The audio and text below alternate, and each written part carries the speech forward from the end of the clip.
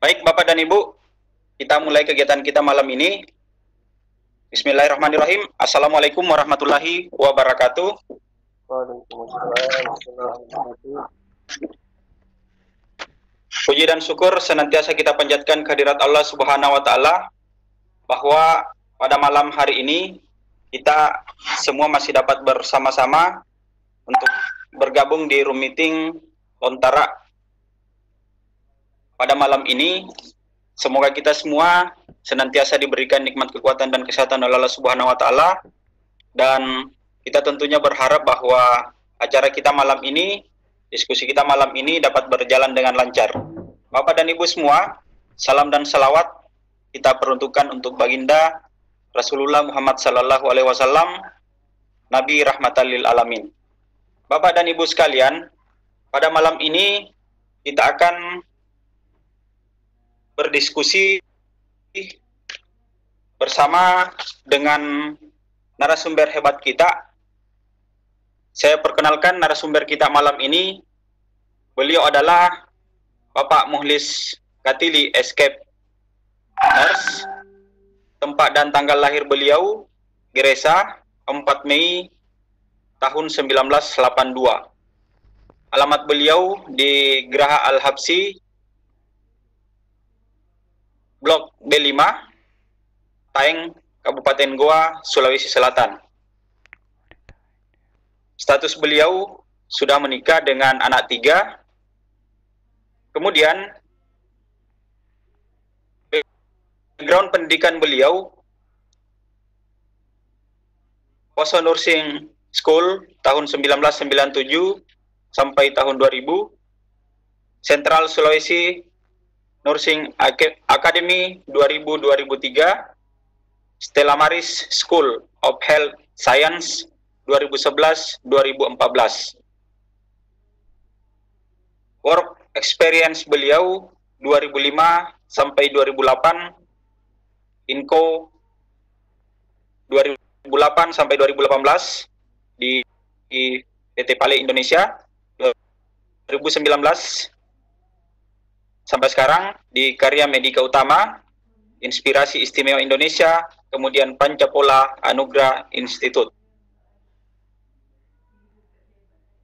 Banyak penghargaan dari beliau yang mungkin sebentar akan kami share di chat room, karena kalau kami akan membacakan satu persatu, sepertinya ini cukup memakan waktu yang cukup banyak. Begitu banyaknya sertifikat-sertifikat beliau, penghargaan-penghargaan beliau, dan juga training-training yang beliau ampuh selama ini. Sekedar kami perkenalkan bahwa beliau ini adalah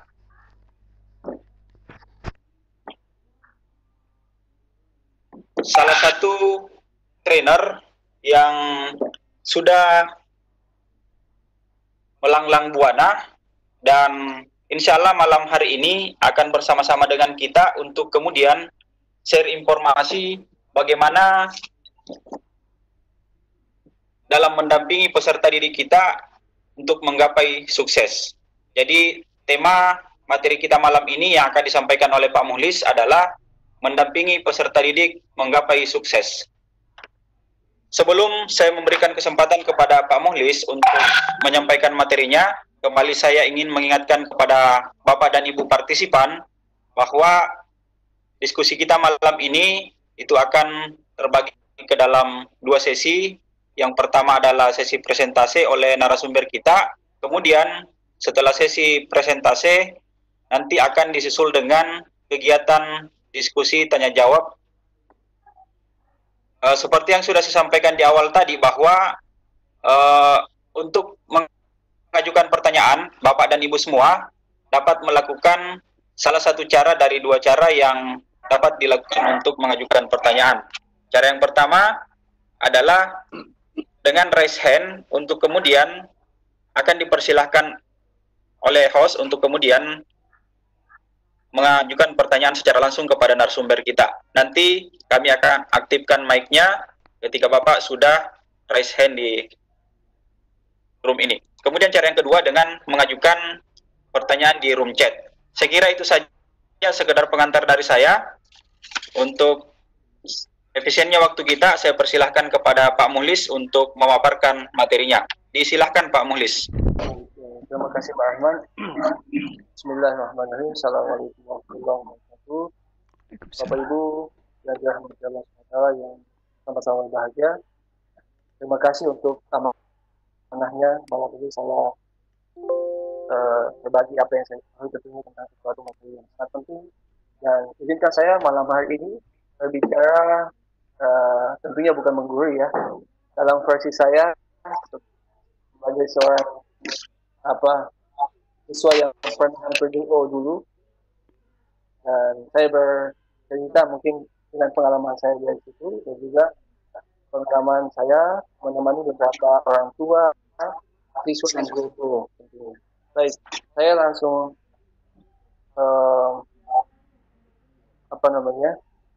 ke slide yang pertama. Ini mungkin berbeda tampilannya dengan tampilan di PowerPoint yang saya harusnya tampil.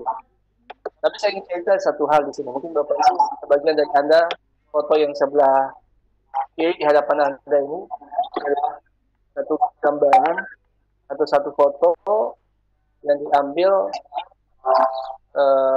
dari seorang yang namanya Helen Keller ya.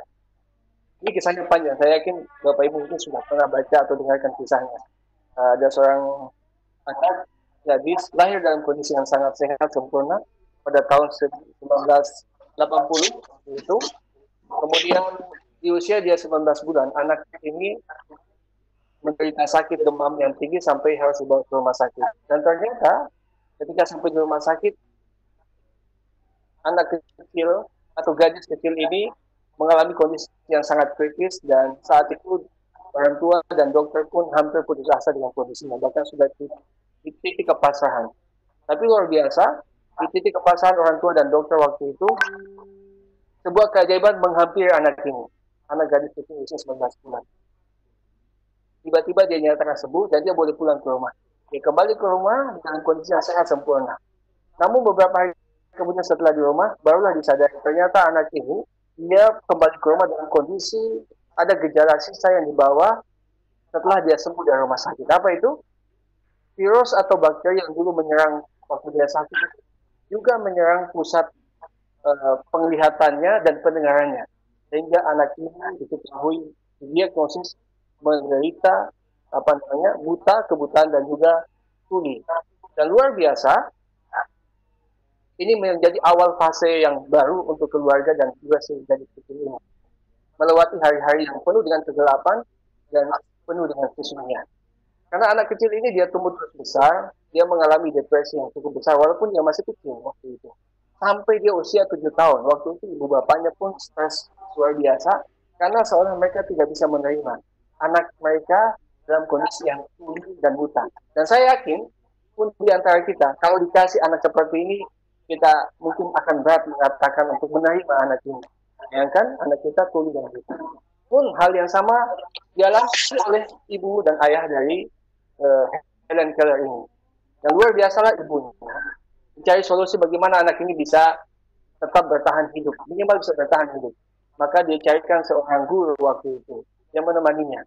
Datanglah seorang wanita yang dengan penuh cinta kasih dan kesabaran menemani anak-anak ini, anak gadis ini usia 7 tahun. Ditemani anak ini yang tadinya depresi, di fase awal yang dilakukanlah memulihkan kondisi psikologisnya yang tadi sudah depresi. Pulihkan dan sehingga waktu dengan penuh kesabaran, akhirnya anak ini kembali pulih, semangat hidupnya mulai muncul. Walaupun mata dan pendengarannya belum kembali baik. Dari waktu ditemani terus, diajari terus sampai satu ketika diajar tentang alfabet, menulis dan sebagainya. Sampai satu waktu si guru ini, si wanita yang luar biasa ini membawa gadis kecil usia 7 tahun ke satu mesin pompa air yang sudah tua. Lalu Anda lihat seperti Anda lihat fotonya, dia memompa airnya dan anak kecil ini kemudian mulai merasakan dengan tangannya percikan-percikan air dari pompa air yang tua. Lalu di saat yang bersamaan guru ini mengatakan atau mengeja, menyampaikan ke anak ini, itu adalah air, water. Dia mulai eja satu-satu. Seiring waktu Bapak Ibu semua, si Helen Keller kecil yang tadi buta dan tuli pun sama kondisinya saat ini. Tapi yang berbeda adalah dia mulai sadar tentang kehidupannya. Dia mulai menerima kondisinya. Sampai satu ketika dia tumbuh dewasa, dia bisa belajar banyak bahasa, kemudian satu waktu dia bisa kuliah. Dia kuliah dan menjadi seorang siswa yang lulus dengan predikat sangat memuaskan. Dan seiring waktu, mungkin Bapak Ibu pernah dengar kisahnya, dia menjadi salah satu dinobatkan sebagai keajaiban dunia yang ke-8. Kenapa seperti itu? Karena walaupun dia besar dalam kondisi yang tuli dan buta, bahkan dia tumbuh dewasa sampai meninggal dunia, dia bisa melampaui apa yang bisa dilakukan oleh orang-orang yang secara fisik normal. Dia bisa menguasai banyak bahasa, dia bisa menjelajahi dunia, bahkan dia banyak memotivasi banyak orang ketika dia hidup. Di usia 86 tahun, padanya dia meninggal dunia. Saya ingin menyampaikan satu hal dari kisah dari Helen Keller. Mungkin kita melihat pada sisi dia yang begitu beruntung. Tapi kalau saya ingin melihatnya bahwa bukan Helen Keller yang luar biasa. Tapi siapa? Sosok seorang wanita, seorang guru yang mau menemani anak ini. Dan dia namanya lah Anne Sullivan. Wanita yang luar biasa. Dari sini kita akan menjadi awal diskusi kita. Bahwa sesuatu manusia, anak manusia yang penuh keterbatasan. Tapi ditemani oleh wanita yang luar biasa, dia seorang guru, bisa melejitkan potensinya. Saya bisa bayangkan jika seandainya semua guru-guru seperti beliau, seperti Anne Sullivan, luar biasa. Nah, Bapak Ibu semua, topik kita malam ini saya ingin mengangkat dari sana, bahwa begitu besarnya peran seorang guru, bisa membuat sesuatu yang tadinya tidak punya potensi, tidak punya harapan hidup, menjadi seseorang yang melejit luar biasa. Ini poin yang pertama yang mungkin awal diskusi kita. Nah, selanjutnya, ini masih konten atau slide-nya dalam bentuk PowerPoint seperti umum disampaikan, karena mungkin ini pertama kali saya di Webex ya. Tentu kita harus bersepakat dulu tentang arti kata sukses, karena apa yang dititipkan amanah dititipkan dari Pak Rahman ke saya adalah mendampingi anak didik kita menggapai suksesnya. Tentunya kita bersepakat apa batasan tentang sukses itu sendiri. Nah, sukses kadangkala setiap orang punya persepsi yang berbeda. Nah, kita lihat bagaimana Dale Carnegie. Mungkin kita tahu Dale Carnegie seorang motivator mengatakan bahwa success is getting what you want. Sukses itu adalah ketika seseorang mendapatkan apa yang dia inginkan. Adapun menurut tokoh yang lain seperti Tony Robbins mengatakan success is doing what you want. Ya, singkatnya bahwa sukses itu ketika kita mengambil atau memperoleh apa yang kita inginkan. Nah, pengalaman saya sedikit di dunia pendidikan, mungkin menemani anak-anak yang saya katakan bermasalah, guru-guru yang stres, atau orang tua yang bermasalah dengan anaknya. Kadangkala kalau kita bicara soal anak, berarti kan ada 3 komponen penting di sini. Ada anak itu sendiri, ada keinginannya, ada orang tua, dan ada gurunya sendiri. Terkadang, dan saya yakin Bapak Ibu pernah sering mengalami itu, apa yang diinginkan oleh anak tidak sama seperti yang diinginkan oleh orang tuanya, dan juga tidak sama seperti yang diinginkan oleh gurunya. Kadang di sini masalah. Saya ingat satu waktu di antara sekian klien saya di ruang coaching, ada seorang ibu datang ke saya, Pak Muhlis, tolong bantu saya terapi anak saya, karena mungkin saya seorang coach dan juga hipnoterapis. Dia datang mengeluhkan anaknya. Kenapa Bu anaknya? Dia katakan, anak saya sudah tidak mau lanjut sekolah di SMA waktu itu. Apa mau anak ibu? Dia mau istirahat, Pak. Dia capek sekolah. Dan itu saya mau dia sekolah. Saya katakan, seberapa pentingnya sekolah buat anak ibu? Dia sampaikan banyak alasannya. Saya mau dia sekolah supaya dia sukses. Oke, kalau begitu. Tapi kalau anaknya tidak mau gimana, Bu? Dia bilang, dia harus sekolah. Akhirnya satu waktu, saya sampaikan, tanya anaknya, Bu, apa maunya? Dia bilang dia mau bekerja. Oke, kalau saya sarankan ibu ikuti mau anaknya dulu. Akhirnya anaknya itu bekerja waktu itu. Alhamdulillah kondisi mereka lebih baik. Ibunya bisa menerima. Ada satu pengalaman saya juga, klien yang berbeda. Waktu itu saya perkenalkan istri saya seorang guru PNS, guru SMP, PNS, tapi 5 tahun lalu sudah resign. Nah, ketika dia di salah satu sekolah, dia dipanggil oleh orang tua siswa untuk menemani salah satu siswa bimbingannya itu karena dia kena menggunakan narkoba waktu itu, dan saya dipanggil untuk menemani anak ini. Saya ingat persis bagaimana bapaknya itu menangis di depan anaknya karena dia tidak sangka anaknya yang baik ini tiba-tiba ternyata terjerumus ke narkoba. Saya temani anak ini. Saya tanya apa maunya. Sekolah SMA, saya tidak mau lanjut kuliah. Dan saya mau bekerja. Luar biasa. Lepas dia SMA, dia kuliah, dia bekerja anak ini. Satu waktu ditanya, apa sih, kenapa kamu tidak mau lanjut kuliah? Nah, saya sampaikan dulu. Saya tahu bapak saya, ibu saya bekerja keras untuk saya, untuk adik-adik saya, untuk kakak saya. Saya tidak jadi beban buat mereka. Saya mau bekerja, minimal bapak saya tidak bekerja keras saya untuk menyekolahkan saya. Saya berharap bahwa saya bisa bekerja nanti, uang penghasilan saya bisa sisihkan untuk bantu ibu bapak saya. Rupanya salah satu motivasi anak ini adalah kenapa dia tidak mau lanjut dulu kuliah, karena dia tidak mau membebani orang tuanya. Di lain sisi orang tuanya maunya anaknya harus lanjut kuliah. Nah, jadi ada gap. Oke, kita lanjut di poin. Saya ingin di titik ini menyampaikan bahwa sukses itu adalah mendapatkan apa yang kita inginkan. Nah, tentunya ada sebuah pertanyaan penting di sini, yaitu di sekolah misalkan, apakah inginnya guru dan orang tua itu juga menjadi inginnya siswa? Nah, kenyataannya terkadang inginnya guru dan orang tua itu tidak sama dengan inginnya siswa, inginnya anak itu sendiri. Di sini biasa terjadi gap. Apalagi orang tua biasa ngotot anaknya harus jadi, misalkan kita sebut, anak saya harus jadi dokter. Maka dipaksa anaknya, walaupun dia tidak mau, dipaksa untuk jadi dokter.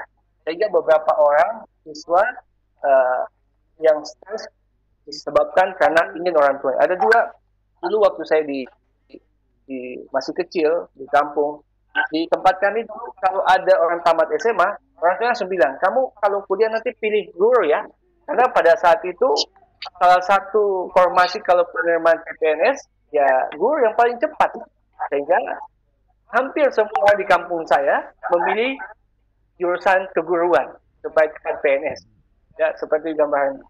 Nah, Bapak Ibu semua, sebuah pertanyaan penting pada setiap guru adalah apakah inginnya orang tua dari siswa ini juga inginnya siswa? Kalau sama, ini akan mudah melejitkan potensi anak. Kita akan bisa menemani anak ini bisa sukses. Tapi ketika terjadi perbedaan target, perbedaan misi antara anak, orang tua dan guru, di sini kita akan menemukan sebuah gap dan masalah.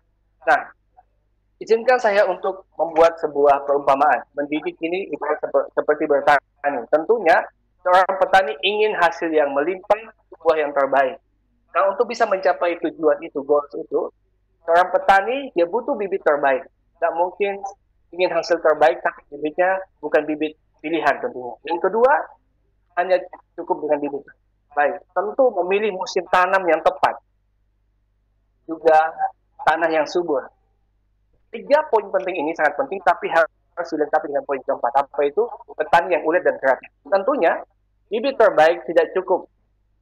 Demikian, bibit terbaik dengan musim yang tepat juga belum cukup sampai kita memiliki tanah yang subur. Dan tentunya, akan sempurna, akan peluang besar untuk bisa menghasilkan hasil terbaik ketika petaninya ulet dan kreatif. Nah, dari analogi ini saya bisa buat menjadi 3 kategori penting. Faktor yang menentukan sukses tidaknya seorang siswa tentunya. Yang pertama, siswa itu sendiri. Yang kedua adalah lingkungan. Yang saya sebut lingkungan adalah keluarga dan pola asuh. Yang ketiga, guru dan lingkungan sekolah. 3 penentu inilah, 3 faktor ini yang akan berinteraksi dan nantinya akan menentukan apakah siswa ini sukses atau tidak pada kehidupannya. Nah, saya masuk membahas satu demi satu. Kita bahas dulu tentang anak. Saya akan bicara mungkin pendekatan saya apa disebut dengan neuroscience. Saya belajar tentang mind, tentang pikiran, tentang linguistik, dan kaitannya dengan kehidupan manusia. Yang pertama, kita tentunya menyadari dan sadar betul bahwa setiap anak itu dalam kondisi unik. Setiap anak, bahkan anak yang lahir kembar pun, setiap orang pasti berbeda, punya keunikan. Yang kedua, setiap anak yang lahir punya skrip sendiri. Nah, Bapak Ibu yang saya hormati, yang saya sebut dengan skrip ini bahasa saya. Terkadang begini, banyak orang tua bahkan guru, dia ingin menjadi sutradara pada kehidupan anak. Sekali lagi, banyak orang tua, banyak guru yang ingin menjadi sutradara baru pada kehidupan seorang siswa. Padahal, setiap manusia, saya dan Anda, anak-anak kita, anak didik kita, punya skrip kehidupan sendiri. Di mana skrip itu yang menuliskanlah Sang Pencipta. Sudah ada sendiri garisnya. Dia akan melewati fase-fase kehidupannya sendiri, yang tentunya berbeda dengan kita tentunya. Yang ketiga, sumber daya yang cukup. Pada kondisi apapun, kalau kita melihat tadi kehidupannya si Helen Keller dalam kondisi terbatas fisik, padahal sebenarnya dalam kondisi apapun, setiap manusia yang lahir di dunia ini, dia punya sumber daya yang cukup untuk bisa meraih impiannya untuk hidup ini. Jadi, misalnya dia lahir tidak punya tangan. Di slide sebelah atau di gambar sebelah, kita lihat mungkin sebagian kita tahu dia siapa. Ini Nick, seorang motivator yang saat ini menjadi seorang tokoh yang sangat berpengaruh di dunia tentunya. Walaupun dia lahir dalam kondisi tidak punya tangan, tidak punya kaki, tapi dia bisa melampaui keterbatasan dia. Dalam bukunya Life Without Limit, ya, dia bisa melampaui batas keterbatasan dia. Apa itu? Dia melakukan hal-hal yang orang normal tidak bisa melakukannya. Misalkan begini, dia bisa berenang, padahal dia nggak punya tangan. Mungkin kita saja di sini lengkap tangan kita, tidak bisa berenang. Dia bisa main golf, bahkan beberapa olahraga dia bisa lakukan. Yang luar biasa, dia bisa menikah dan punya anak. Secara pikiran, dia nggak mungkin bisa seperti itu. Tapi luar biasa, kita meyakini bahwa setiap anak itu punya sumber daya yang cukup untuk bisa meraih impiannya untuk sukses. Ya, yang keempat, setiap orang born to be success. Bahwa setiap orang yang dilahirkan itu, dalam bahasa spiritualitasnya, bahwa Tuhan itu tidak punya keinginan menciptakan manusia kecuali supaya dia sukses. Dan tidak ada untungnya bagi Tuhan untuk membuat seseorang gagal dalam kehidupannya. Ya, secara konsepnya seperti itu, bahwa setiap orang, saya dan Anda, tujuannya untuk sebuah kesuksesan. Demikian pula setiap siswa kita, pasti dia diciptakan untuk sebuah titik kesuksesan pada kehidupannya. Nah, yang kedua, kalau tadi kita bicara soal profiling seorang anak, bahwa anak itu unik, punya potensi, dia dilahirkan untuk sebuah kesuksesan. Dan kita masuk ke yang kedua, tentang komponen yang menentukan sukses dari seorang anak, yaitu keluarga. Tentu, keluarga ini adalah bagian yang tidak bisa dipisahkan dari seorang anak didik yang dititipkan di sekolah Bapak Ibu semua. Nah, dalam sedikit pengalaman saya di ruang terapi dan coaching, terutama dengan guru-guru, jadi saya cukup aktif dengan beberapa sekolah guru, dan saat ini juga saya menangani di salah satu lapas narkoba di Sulawesi Selatan, ada sekitar 1.000 orang klien saya.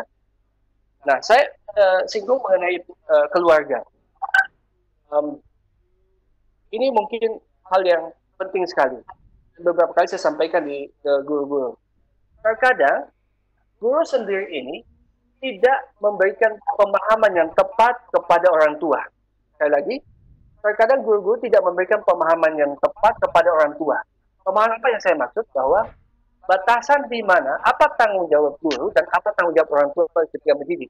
Kita sepakat bahwa mendidik itu menjadi tanggung jawab orang tua sepenuhnya. 100% tanggung jawab orang tua.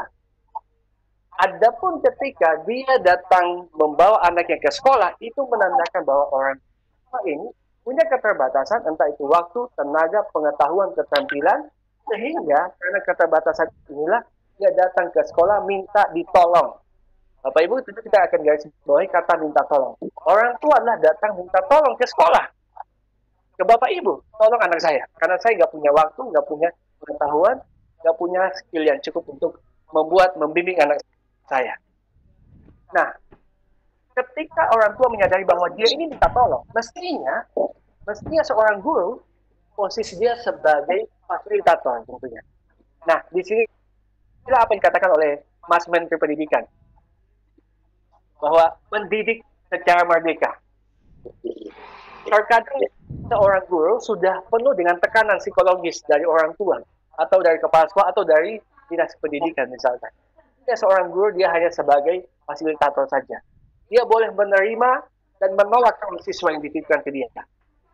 Dan orang tua tentunya harus disampaikan di awal, misalkan ketika di awal pembelajaran, selama saya sekolah, kemudian atau mungkin adik saya sekolah di bawah waktu saya jadi orang tuanya, ataupun anak saya sekolah waktu TK, belum pernah disampaikan bahwa Bapak Ibu semua tanggung jawab mendidik ini, tanggung jawab Bapak Ibu semua ya. Kami cuma membantu, sehingga kami hanya sebagai membantu Bapak Ibu di sini. Yang mesti memikirkan anak itu Bapak Ibu guru, orang tuanya tidak terlalu mengambil pusing. Nah, di sini ada gap yang besar biasanya. Ketika orang tua merasa bahwa ketika saya titipkan anak saya di sekolah dan saya sudah bayar iurannya setiap 6 bulan, setiap semester, tanggung jawab saya sebagai orang tua, sebagai pendidik itu sudah lepas. Ini sebuah kekurangan besar tentunya pada orang tua yang harus kita sampaikan ke mereka. Nah, di lain sisi, saya teringat beberapa klien saya yang punya masalah masa lalu. Tak dapat dipungkiri, biasanya di satu sekolah ada yang mengatakan, Pak, ini siswa saya tolong diterapi Pak. Dia punya masalah, saya singgung satu klien saya. Ini belum kita sebulan saya ketemu klien ini. Saya luar biasa kagetnya. Ini betul-betul.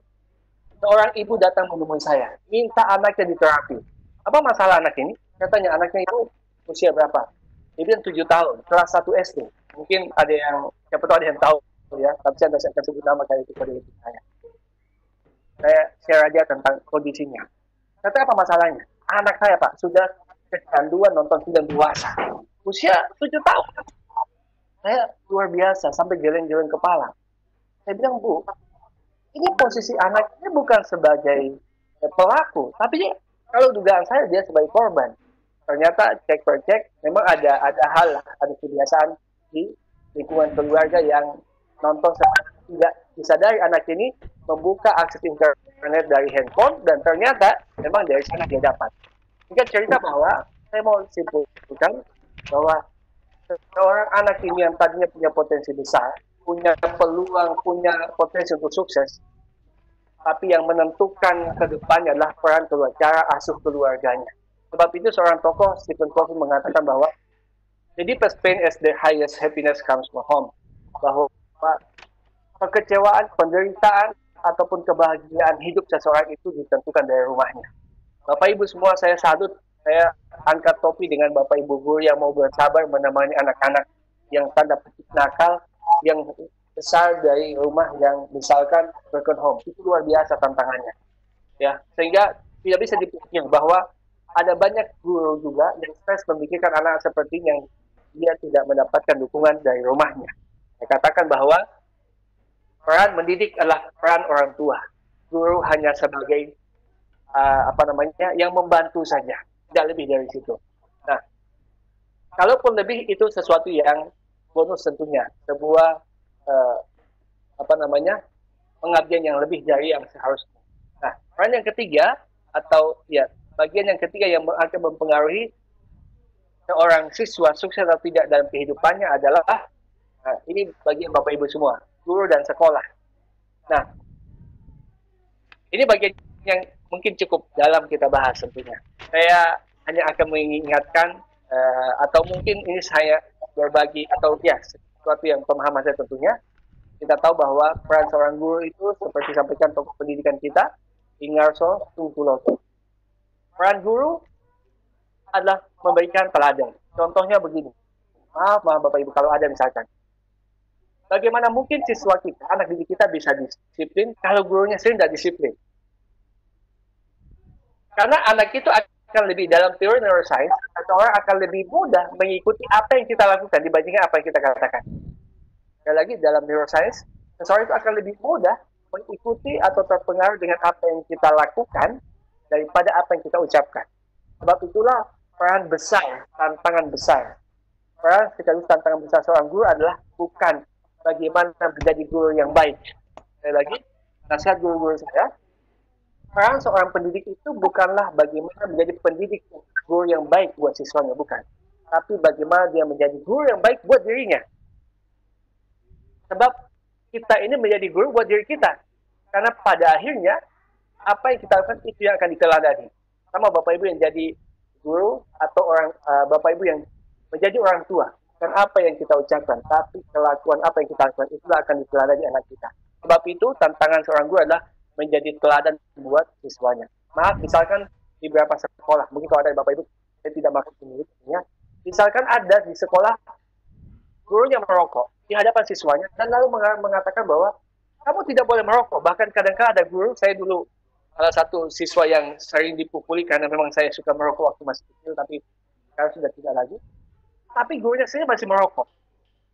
Seandainya memang guru ini masih belum bisa menghilangkan kebiasaan merokok, dia merokok tapi sampai ketahuan atau di tempat yang tersembunyi. Jangan sampai dia mengatakan jangan merokok, tapi di hadapan siswa gurunya merokok. Ini sesuatu yang kontradiktif tentunya, yang kita ucapkan tidak sesuai dengan kita lakukan. Sekali lagi, pada peran guru adalah bukan menjadi guru terbaik buat siswanya, tapi bagaimana menjadi guru terbaik buat dirinya. Karena pada akhirnya kita harus menjadi teladan buat orang-orang yang kita didik, buat anak-anak yang ada di rumah kita. Yang kedua, imago bangun kosong, menjadi ide, memberikan ide dan sebagainya tentunya. Yang ketiga adalah mendorong, tuturi handayani. Inilah kalau kita lihat apa yang disampaikan oleh Ki Hajar Dewantara, ini merangkum tugas seorang guru, tanggung jawabnya. Nah, kalau saya kaitkan dengan seorang tokoh besar, Stephen Covey, mungkin Bapak Ibu tahu tentang Stephen Covey adalah, kalau kita kenal buku Harry Potter, itu buku fiksi terlaris di dunia nomor 1. Kalau buku non-fiksi terlaris di dunia nomor 1 itu kitab suci. Tapi buku terlaris non-fiksi kedua yang paling laris di dunia itulah Seven Habits, karya fenomenal dari Stephen Covey. Saya ingin sedikit mengulas tentang Stephen Covey. Kenapa dia menjadi tokoh yang berpengaruh dalam pendidikan, dalam keluarga. Stephen Covey ini, sedikit ringkasannya, dia punya anak 9 dan dia tinggal di Amerika. Yang luar biasa, 9 anak ini semua menjadi anak baik di Amerika. Sekali lagi, menarik dari dia adalah tidak hanya dia hebat dalam pemikiran dan ucapannya, tapi betul-betul jadi teladan. 9 anaknya tinggal di Amerika, semua anaknya menjadi anak yang baik. Apa yang disebut dengan anak baik di Amerika katanya? Itu kalau mereka tidak melakukan 3 hal. No drugs, no alcohol, dan no free sex. Bayangkan 9 anak tinggal di Amerika tidak menyentuh alkohol, tidak juga obat-obatan, dan tidak free sex. Bahkan yang lebih luar biasa lagi adalah anaknya 9 menikah, 9 anak mantu pun menjadi anak yang baik di Amerika, yang tidak pernah tersentuh dengan 3 hal ini. Ini di Amerika. Kita di Indonesia luar biasa. Di kampung saya anak SMP pun sudah terpapar dengan narkoba. Artinya sosok dari Stephen Covey layak kita jadikan mentor dalam hal mendidik anak maupun anak didik kita. Apa yang dia sampaikan? Dia menyimpulkan dalam karya besarnya, peran seorang tua ataupun guru itu hanya 4 saja. Yaitu yang pertama, modeling, menjadi contoh, mentor, menjadi sahabat, dan ketiga, organizing, dan teaching. Kalau kita lihat urutan 1, 2, 3, 4, ini berurut Bapak Ibu. Peran teaching itu adalah peran paling akhir dari seorang guru. Peran yang pertama harus dilakukan adalah menjadi modeling. Yang kedua, perannya adalah menjadi mentor. Mentor ini menjadi sahabat. Bahkan dikatakan jangan pernah menasihati seseorang jika dia tidak meminta. Saya angkat sebuah kisah dari Stephen Covey ketika dia menemani anaknya. Satu ketika anaknya ini anak SMA, dia katakan, ayah, boleh nggak saya pacaran? Luar biasa anaknya. Dan dia katakan sama ayahnya, ayah, boleh nggak saya pacaran? Jadi kan Bapak Ibu, Stephen Covey waktu itu dia nggak mau anaknya pacaran. Tapi luar biasa Stephen Covey, untuk menyampaikan isi hatinya, dia tidak menasihati anaknya. Tapi dia tanya dia, nah, apa yang kamu maksud dengan pacaran? Oh, pacaran itu ayah adalah kenalan dengan lawan jenis, kita keluar sama-sama, belajar sama-sama, makan sama-sama. Oh, itu maksudnya pacaran? Iya. Kalau begitu ada tak teman yang pacaran? Dia bilang ada. Gimana pendidikannya atau sekolahnya setelah dia pacaran? Maka anaknya bilang begini, anu ayah katanya, setelah dia pacaran, nilainya semakin turun ayah. Ada teman saya begini setelah pacaran, hancur sekolahnya. Sekarang pertanyaannya, ayah mau tanya, kamu masih mau pacaran atau tidak katanya? Saya ke Bapak Ibu, dia berikan pertanyaan, karena dia mengelisit sebuah pertanyaan, mengambil pelajaran dari tempat lain, dari orang lain, dan itu dijadikan sugesti buat anak ini. Untuk dia tidak pacaran, tapi dengan bertanya, nah, kalian masih mau pacaran atau tidak? Dan pertanyaan ini membuat anaknya mengatakan, saya tidak mau pacaran. Apa yang disampaikan Bapak Ibu semua?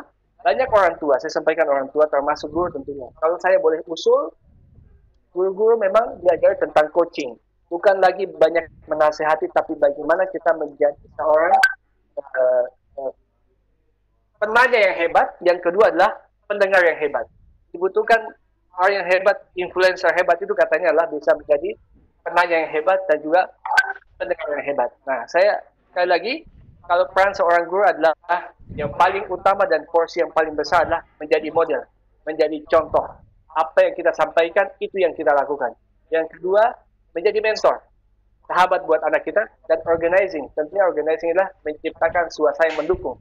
Sekolah yang bagus manajemennya, sekolah yang penuh kreativitas dan sebagainya. Yang terakhir barulah kita bicara soal teaching. Bagaimana kita mengajari apa yang anak tidak tahu menjadi lebih tahu tentunya. Nah, saya lanjut. Terkadang ini slide-nya sampai terpisah ini. Orang hanya melihat buahnya saja. Ini ada buah durian, misalnya ada suka durian gitu. Hanya melihat buah yang bagus, manis, lebat. Tapi kadang orang lupa bahwa sesungguhnya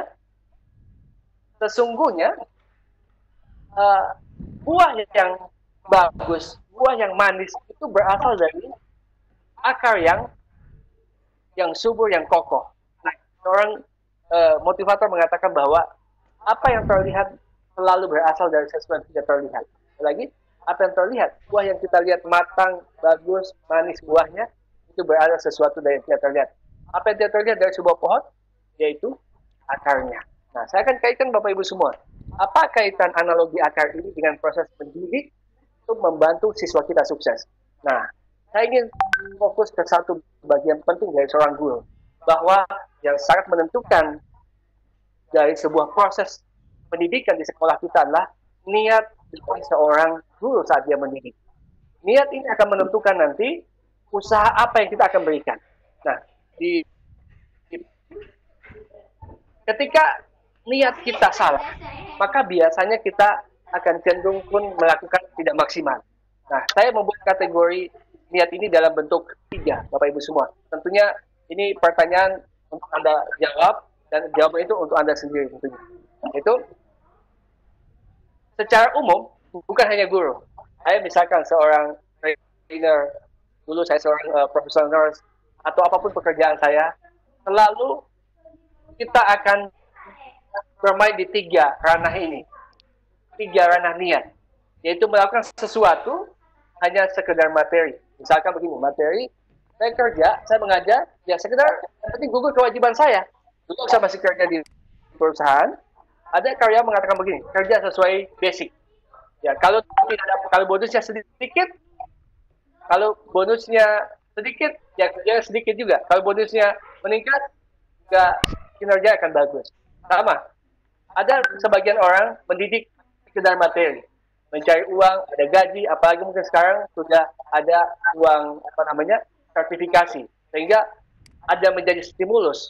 Jadi pekerjaan mereka semata-mata kaitannya dengan mendapatkan gaji dan upah di sana. Ini disebut dengan guru saya dengan niat yang sempit. Yang kedua adalah sosial emosi. Niat apa itu sosial emosi? Dia melakukan sesuatu karena ingin pujian. Misalkan supaya saya dapat jabatan, supaya mungkin sekolah saya jadi terkenal, orang tepuk tangan, saya dapat trofi dan sebagainya. Tidak salah niat ini, tapi kalau hanya terjebak pada ini biasanya, kita akan mudah kecewa.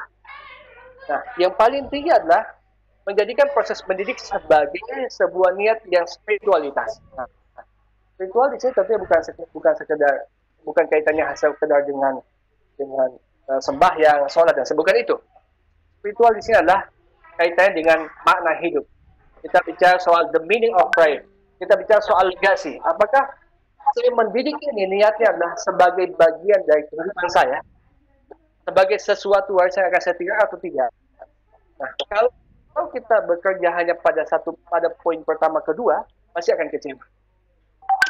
Ketika kita bicara soal spiritualitas, niatnya menjadikan diri sebagai misi hidup kita akan bekerja unlimited. Yang menarik adalah, saya ingin bertanya pada Bapak Ibu, Anda bisa jawab sendiri, apakah mendidik ini, proses mendidik Anda jadi guru sekarang ini, menjadi salah satu warisan terbaik Anda, atau sekedar, sudahlah, karena ada pekerjaan lain Pak, jadi guru kan enak, dapat sertifikasi, ya, karena sertifikasinya memotivasi dia untuk bekerja, untuk mendidik, bukan sebagai warisan hidupnya, bukan sebagai sesuatu yang bisa dikenang di kemudian hari. Lanjut, Bapak Ibu semua, ada seorang tokoh mengatakan leader living against wall syndrome. Ini kaitannya dengan 3 niat tadi.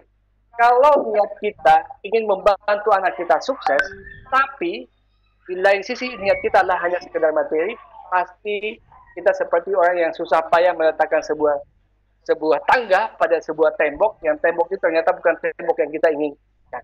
Akhirnya kita akan kecewa pada puncaknya.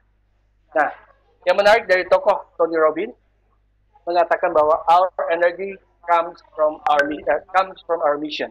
Ternyata energi kita itu berasal dari misi kita. Contohnya begini, kalau kita misalnya tengah malam kita bangun jam 2, kita dibangunkan, kamu belajar, coba. Dalam kondisi yang normal begini, mungkin jam 2 malam ngapain sih saya belajar? Malas, ngantuk. Tapi perhatikan, ketika kita mau ujian, sudah besok ujian, bahkan mungkin kita lupa untuk tidur, kita lupa untuk makan, dan kita tidak lelah. Dari mana energi kita? Bukan dari makanan, tapi dari misi kita besok harus bisa lolos ujian. Nah, ada foto di sebelah ini, Bapak Ibu, ini foto yang teman saya ambil. Ini foto asli, bukan saya download dari internet. Ini foto kejadian tahun sekitar 3-4 tahun lalu, waktu saya masih di Sarawako. Ini acara ada Panjat Pinang. Ini anak kecil yang di atas kepalanya itu ada kaki temannya. Saya mau analogikan begini, ada tidak orang yang mau diinjak kepalanya sama orang lain? Secara umum, tidak mungkin. Tapi kenapa anak ini, walaupun diinjak kepalanya oleh temannya, dia masih bisa tersenyum?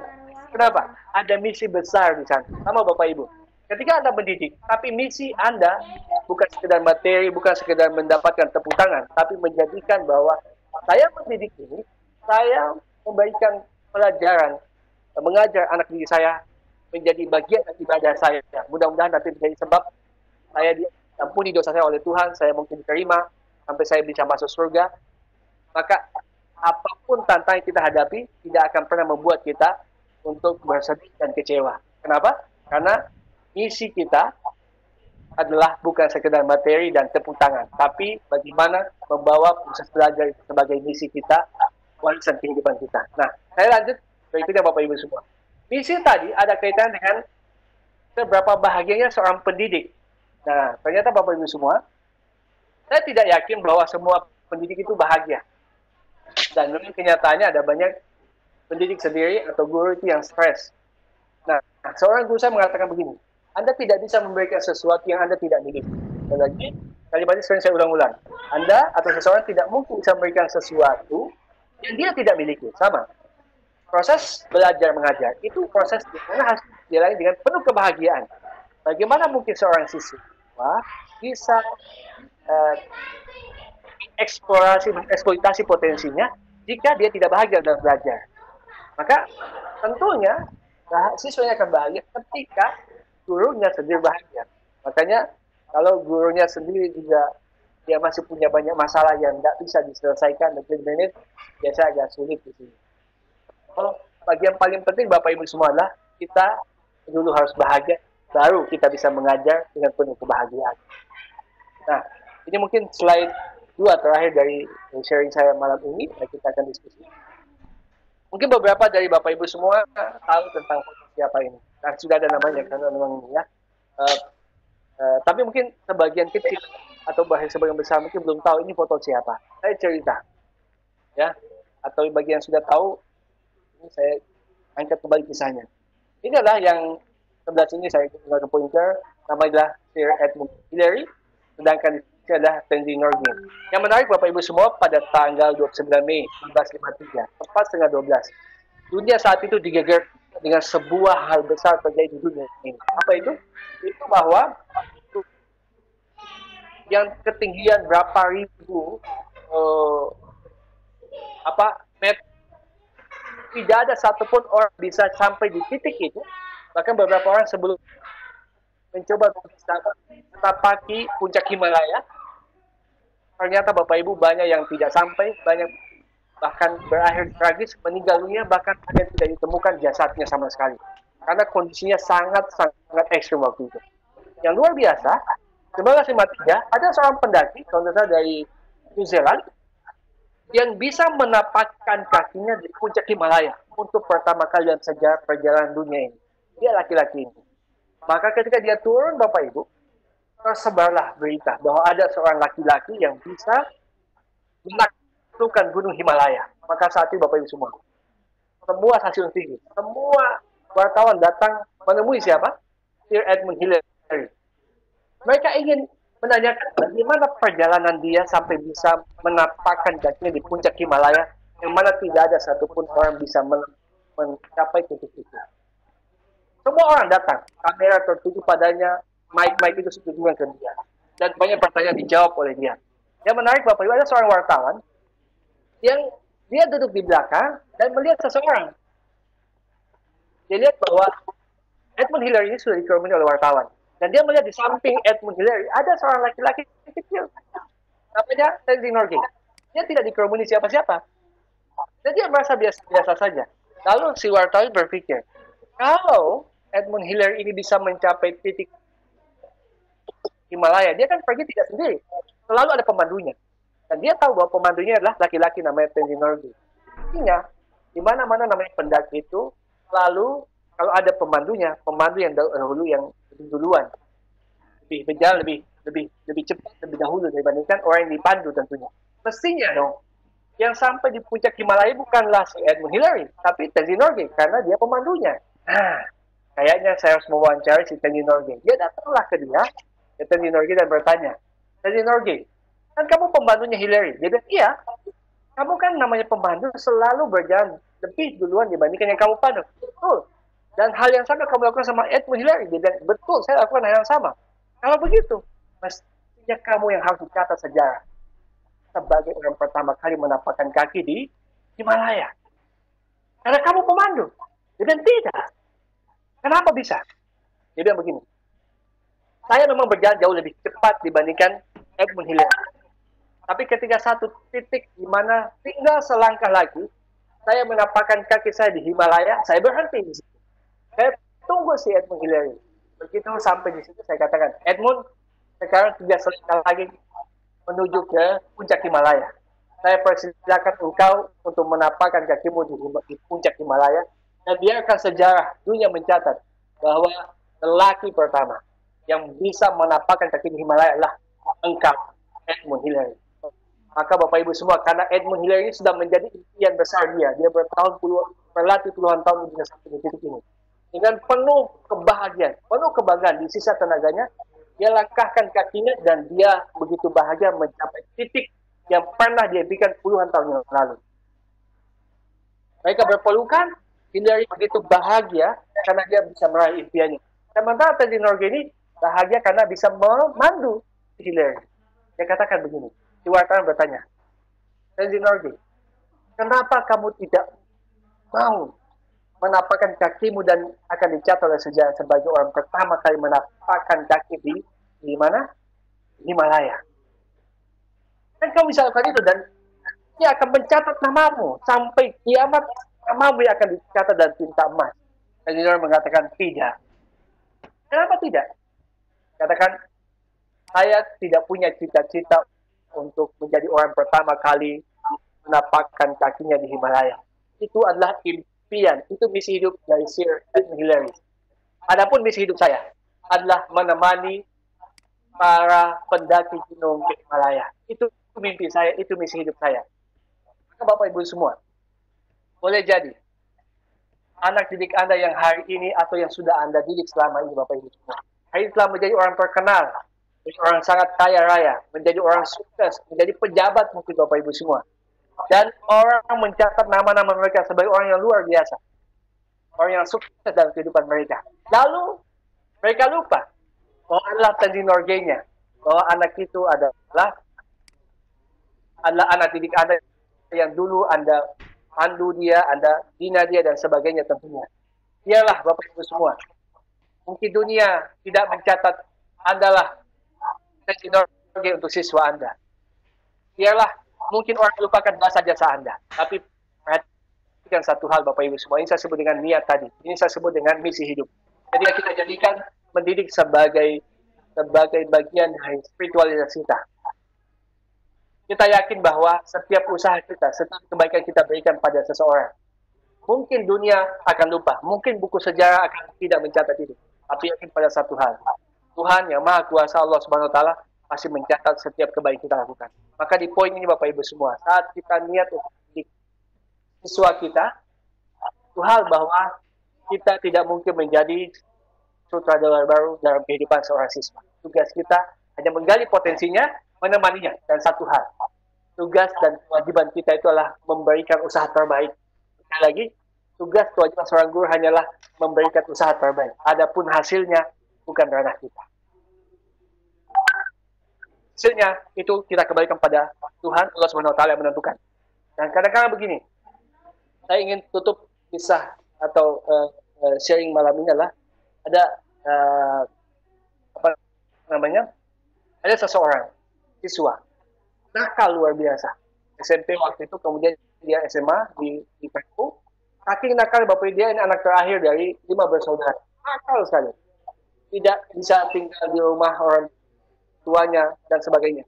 Sampai satu ketika orang tuanya itu sudah nyaris putus asa, dan anak ini dinyatakan hampir drop out waktu itu, istirahat sekian bulan dan sekolah lagi. Tapi setelah 3 bulan dia istirahat, dia kembali lagi, anak kita mengatakan, saya mau sekolah lagi.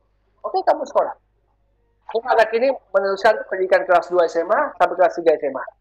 Tamat SMA, dia lanjut kuliah di Bandung, salah satu universitas di Bandung. Dia kuliah 2 semester di sana, kemudian dia minta cuti. Dia kasih ibunya, Bu, saya mau cuti. Dia cuti, ibunya bilang, jangan cuti nak. Nanti bagaimana sekolahmu? Tinggal kamu yang belum jadi sarjana. Kamu juga bersaudara, tinggal kamu belum sarjana. Oke? Anak ini tetap ngotot, saya mau cuti, nak. Saya mau ada pekerjaan. Ternyata anak itu balik punya, dia ada pekerjaan, dia mengerjakan sebuah pekerjaan sesuai dengan passion dia. Yang luar biasa Bapak Ibu, setelah susah payah dia mengerjakan pekerjaan ini, dia dapat keuntungan beberapa ratus juta lah. Satu ketiga anak ini datang kepada kakaknya, saudaranya. Dia bilang, Kak, berapa ya biaya untuk umroh satu orang?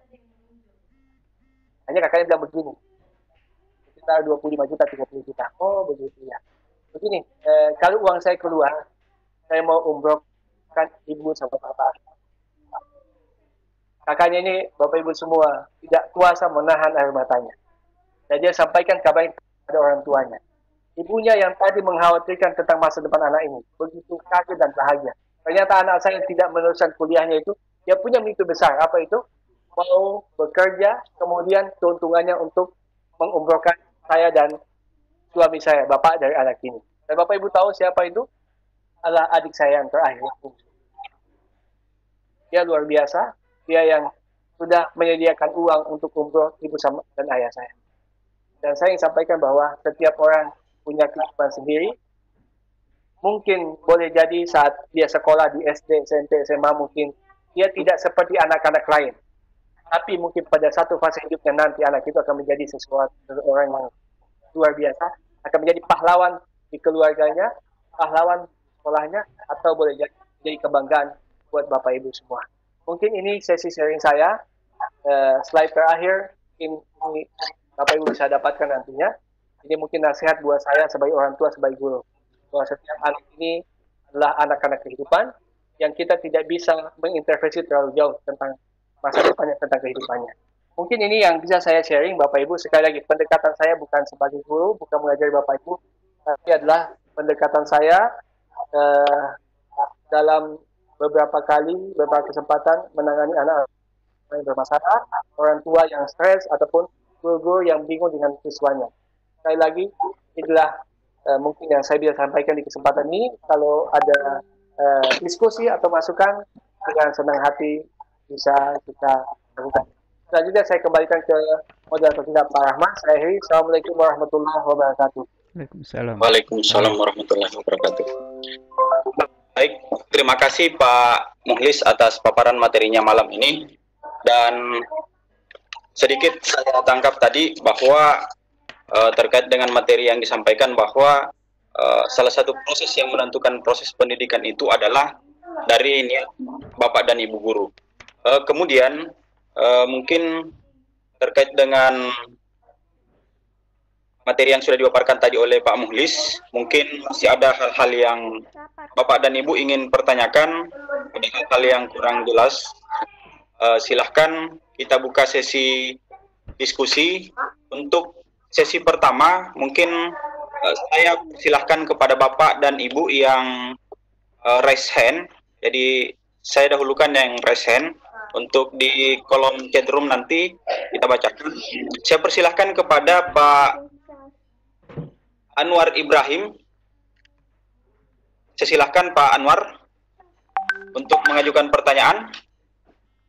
Halo Pak Anwar. Ya, halo, Assalamualaikum. Silakan Pak. Waalaikumsalam. Assalamualaikum warahmatullahi wabarakatuh. Waalaikumsalam warahmatullahi wabarakatuh. Terima kasih kesempatan yang diberikan. Ini terkait kasus yang kami hadapi di sekolah. Yang ingin saya tanyakan, Pak Anwar dari mana Pak? bagaimana dari SMP 1 Makassar, Pak. SMP 1 Makassar. Oke Pak, lanjut. Halo, ya Pak, lanjut Pak. Ya, Silakan Pak Anwar. Pak, bagaimana trik menghadapi siswa yang melakukan pelanggaran berulang-ulang? Namun satu sisi, untuk pelanggaran tersebut sudah cukup mengeluarkan siswa yang bersangkutan dari sekolah. Karena sekolah kami itu Pak, menggunakan sistem poin. Jadi kalau sudah cukup 100 poin itu sudah siswa tersebut sudah dikeluarkan dari sekolah. Nah, dilemanya kami itu Pak, satu sisi mengeluarkan siswa, tapi sisi lain juga kita ada beban perasaan. Jadi ada unsur-unsur kasihan juga kita mengeluarkan siswa yang bersangkutan. Tidak dikeluarkan juga ada aturan yang berlaku. Kira-kira solusi yang tepat itu seperti apa, Pak? Terima kasih sebelumnya. Oke. Terima kasih Pak Anwar atas pertanyaannya. Mungkin untuk pertanyaan pertama ini bisa langsung dijawab Pak Muhlis. Silakan Pak. Waalaikumsalam warahmatullahi wabarakatuh. Jadi yang pertama begini. Saya mau analogi begini Pak. Kalau kita nonton film, tontonlah sampai selesai. Kalau kita hanya nonton di awalnya, biasanya kita frustasi melihat ada tokoh pemeran utama pasti di awalnya itu meningkat kehidupannya. Saya ingin menyampaikan bahwa setiap orang itu punya cerita kehidupan sendiri. Artinya, boleh jadi anak yang hari ini gagal di sekolahnya, besok lebih sukses dibandingkan anak yang lain. Dan memang kenyataan seperti itu. Nah, kemudian soal sekolah. Ketika anak, ini pengalaman saya dulu ketika mungkin di tempat kerja, Pak. Jadi saya seorang memimpin 3 orang di tempat kerja. Dan beberapa orang memang saya harus katakan bahwa ada ketika saat mengulang kesalahan yang sama, dan tidak bisa tolerir, kita harus mengatakan bahwa Anda saya PHK, karena itu aturan. Nah, yang paling penting di sini Bapak Ibu semua, mengkomunikasikan pada siswanya. Ketika dia misalnya aturan sekolah harus keluar, biarkan dia keluar. Tapi temani dia, sampaikan bahwa nak, Bapak, Ibu sangat mencintaimu nak. Bapak begitu sayang sama kamu nak. Dan ini sudah pilihanmu sendiri. Tapi apapun terjadi, kamu boleh keluar dari sekolah. Tapi kalau apapun kamu butuh bantuan Bapak akan temani kamu nak. Akan bantu kamu, akan mendoakan. Artinya Bapak Ibu semua, ketika anak itu memang harus dikeluarkan, yang keluar itu adalah hubungan dia dengan sekolah. Tapi bukan hubungan dia dengan Anda sebagai orang tua, sebagai guru, tidak pernah putus. Jadi ketika aturan tegakkan, kita harus tegakkan. Tapi sekali lagi, ketika itu harus dilakukan, yang putus hanya hubungan siswa dengan sekolah, tapi bukan siswa dengan Anda sebagai guru. Nah, mungkin yang perlu saya sedikit lebih jauh, biasanya kalau anak hamil, Bapak Ibu, sebagian sekolah, ya mungkin ini dikeluarkan karena aib. Nah, kalau saya biasa memberikan ini bisa dikompromikan. Kadang-kala kan yang hamil dikeluarkan karena aib katanya. Ini kadang-kala kita terlalu ini ya. Maksudnya gini. Tapi sekali lagi ini opsional tentunya bukan kepastian. Gitu. Anak yang bermasalah bukan dijauhi. Sama. Kalau kita bicara soal diri kita, apakah diri kita ini bebas dari masalah, dari kesalahan? Tentu tidak. Apa dengan oleh seseorang yang salah? Bukan dijauhi, bukan disalahkan, tapi ditemani. Nah, kadang-kala siswa-siswa kita, anak didik kita ini, dia buat kesalahan, sebagai manusia buat kesalahan, kemudian dijauhi, maka dia tambah jauh. Mestinya ketika memang dia buat kesalahan, walaupun sekolah tidak lagi mengizinkan dia untuk tetap bersekolah, kita sebagai guru, sebagai orang tua, mestinya kita menemani anak ini. Mungkin di luar sekolah bisa mendapatkan sesuatu lebih baik, atau kita bahkan mendapatkan pelajaran penting dari kehidupannya. Saya pun di beberapa kesempatan ada keluarga dekat, misalkan dia sekolah dan tidak sekolah, saya katakan biarkan kehidupan mengajarkannya tentang kebijaksanaan. Dan anak-anak biasanya jauh lebih baik. Ya. Itu mungkin Pak, pendapat dari saya atau masukan dan pengalaman saya. Oke, terima kasih Pak Muhlis atas tanggapannya terkait dengan pertanyaan dari Pak Anwar dari SMP 1 Makassar tadi. Semoga Pak Anwar dapat menyimak apa yang disampaikan oleh Pak Muhlis tadi. Mohon Pak Anwar di resennya diturunkan Pak. Selanjutnya saya melangkah ke penanya yang kedua. Saya persilakan Pak Gusti Putu Semadi dari Bali. Disilahkan Pak Gusti. Terima kasih Pak Syamsir. Selamat malam Pak Mukhlis. Assalamualaikum warahmatullahi wabarakatuh. Saya ingin bertanya sedikit ya, berkaitan dengan kebetulan ini materi yang sangat menginspirasi ya. Dimana sekarang dengan merebaknya virus COVID-19 ini ya, kami pihak sekolah kan meliburkan anak-anak dengan harapan agar guru-guru melaksanakan kegiatan pembelajaran online. Tetapi di sisi lain, ada sejumlah siswa mengeluhkan dengan pembelajaran online ini dengan alasan tidak punya paket data dan lain sebagainya. Sehingga banyak di antara peserta didik saya tidak mengumpulkan tugas. Nah, mohon petunjuk bagaimana kami harus menghadapi anak-anak yang seperti ini. Terima kasih. Oke. Ya, terima kasih Pak Gusti. Terima kasih Pak Gusti. Mohon Pak Gusti resennya diturunkan.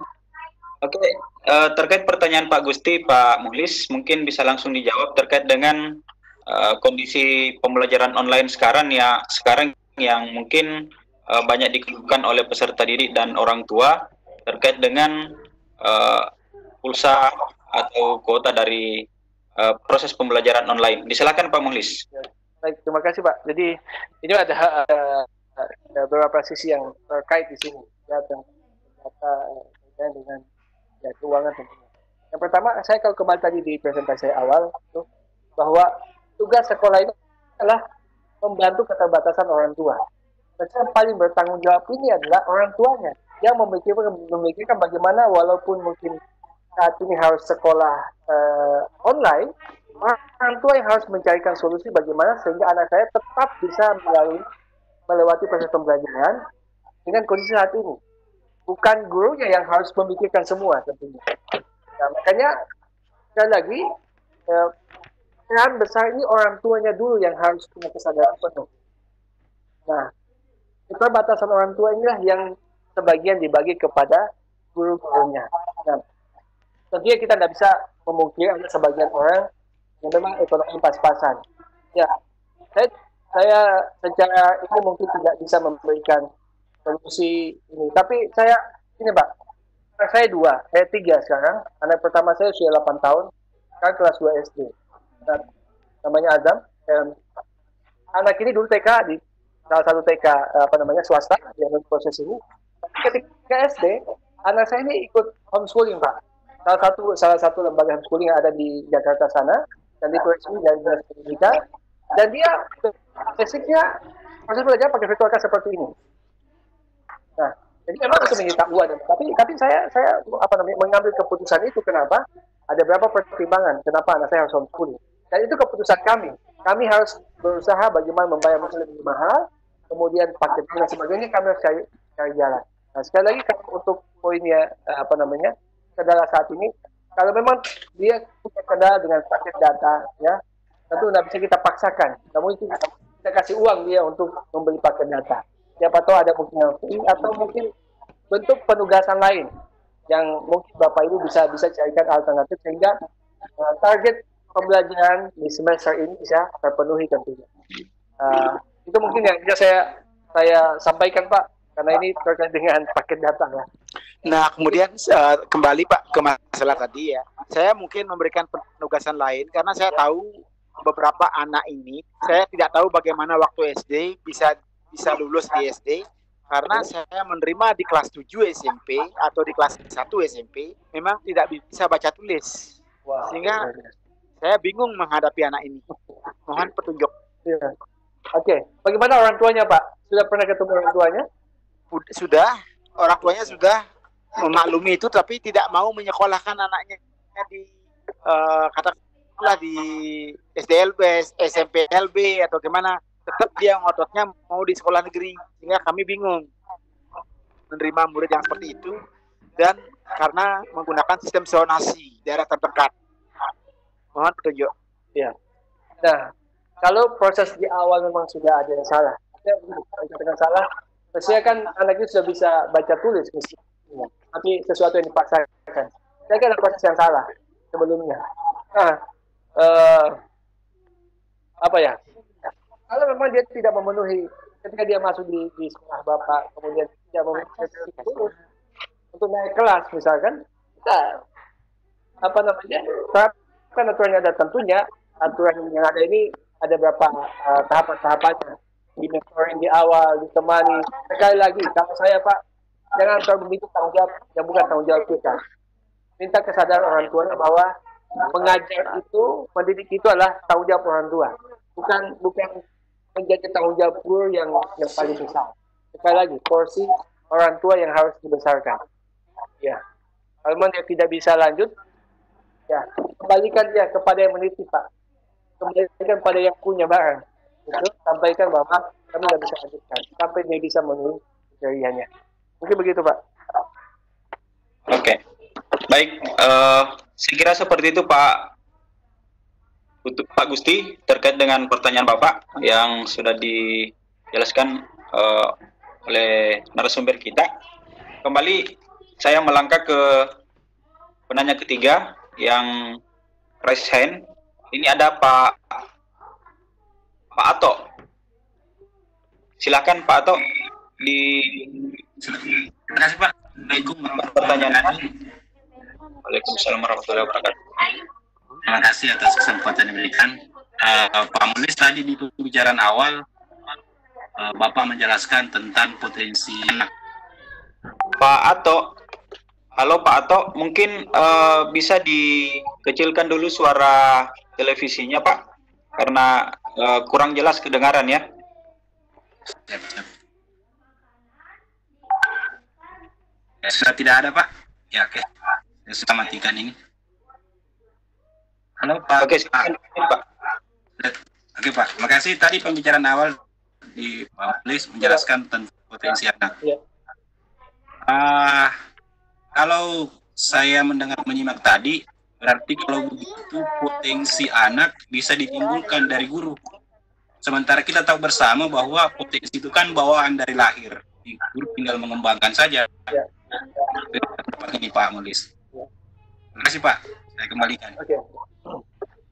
Silakan Pak. Terima kasih Pak Ato. Iya, betul Pak. Jadi kan setiap anak ini unik, punya potensi masing-masing. Ya, dulu saya ingat, bahkan topik kita lagi Pak. Kenapa saya tidak mau melakukan anak saya di sekolah formal?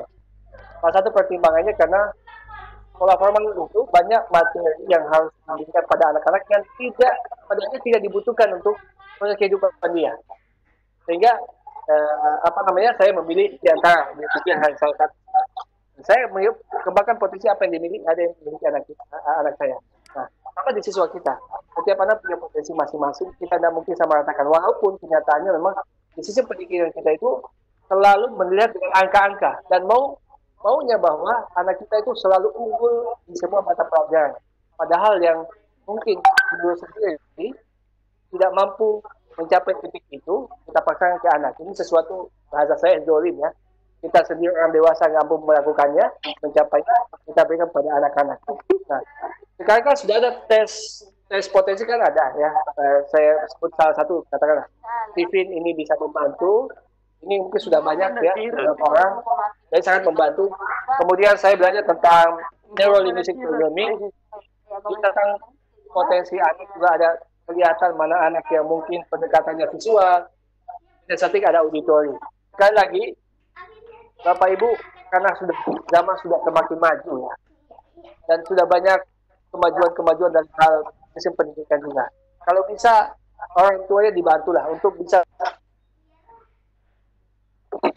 memetakan potensi anaknya, sehingga waktu Anda masuk ke sekolah, metode pembelajaran, metode pendekatan pada siswa itu disesuaikan dengan kecenderungan dia, potensi yang dia miliki, bukan disamaratakan. Mungkin begitu, Pak. Oke. Mudah-mudahan Pak Ato masih menyimak apa yang disampaikan oleh Pak Muhlis tadi, dan saya berharap Bapak dan Ibu yang sudah mengajukan pertanyaan, raise hand-nya diturunkan agar kita dapat memilah dan memilih untuk kemudian mempersilahkan Bapak dan Ibu yang belum sempat mengajukan pertanyaan di raise hand. Oke, seperti yang saya sampaikan tadi, untuk raise hand-nya saya batasi 3 penanya dulu. Kita melangkah ke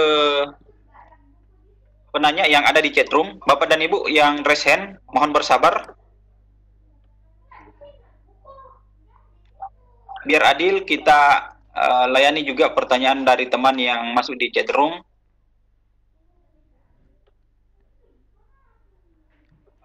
Ada pertanyaan dari Ibu Diana Fitriah. Bagaimana langkah awal kita sebagai guru untuk menanamkan pengertian kepada siswa bahwa setiap manusia itu harus punya cita-cita?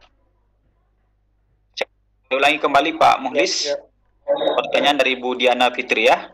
Bagaimana langkah awal kita sebagai guru untuk menanamkan pengertian kepada siswa bahwa setiap manusia itu harus punya cita-cita?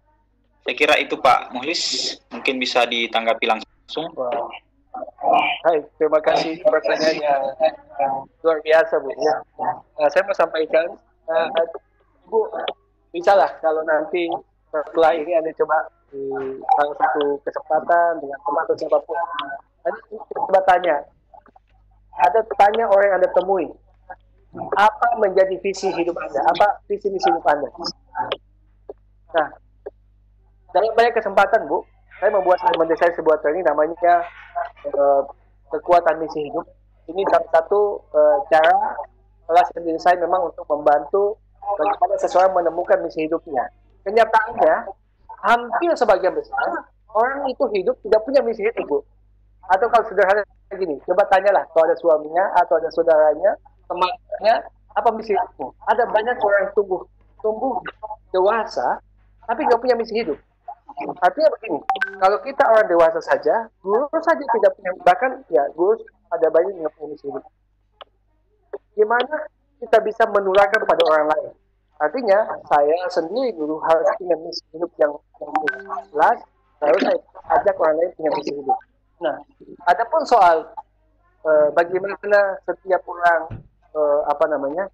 bisa memiliki cita-cita atau misi hidup tadi ini, tentu sekali lagi ini proses yang tidak bisa dibebankan sepenuhnya pada sekolah. Kita tahu anak sekolah itu mulai datang sekolah di usia dia 7 tahun katakanlah. Nah, mulai dari dalam kandungan 0 sampai 9 bulan dalam kandungan sampai dia 7 tahun dalam rumah. Itu proses di mana anak-anak itu mestinya sudah diinstal tentang misi hidupnya. Tentang bagaimana bapak ibunya, tentang lingkungannya. Karena di sanalah sebuah proses, beberapa penelitian mengatakan bahwa anak-anak itu yang usia dari 0 dalam kandungan, 0 bulan sampai 14 tahun, dia lahir dengan dipengaruhi oleh subconscious mind, pikiran bawah sadarnya. Nah, apa yang paling berpengaruh di pikiran bawah sadar adalah apa yang dia lihat, pengalaman apa yang dia rasakan, ini akan tertulis di sana. Mestinya misi hidup setiap orang itu dimulai ketika dia dalam kandungan, ketika dalam apa namanya rumah tangga atau dalam lingkungan keluarga, bukan saat dia sekolah.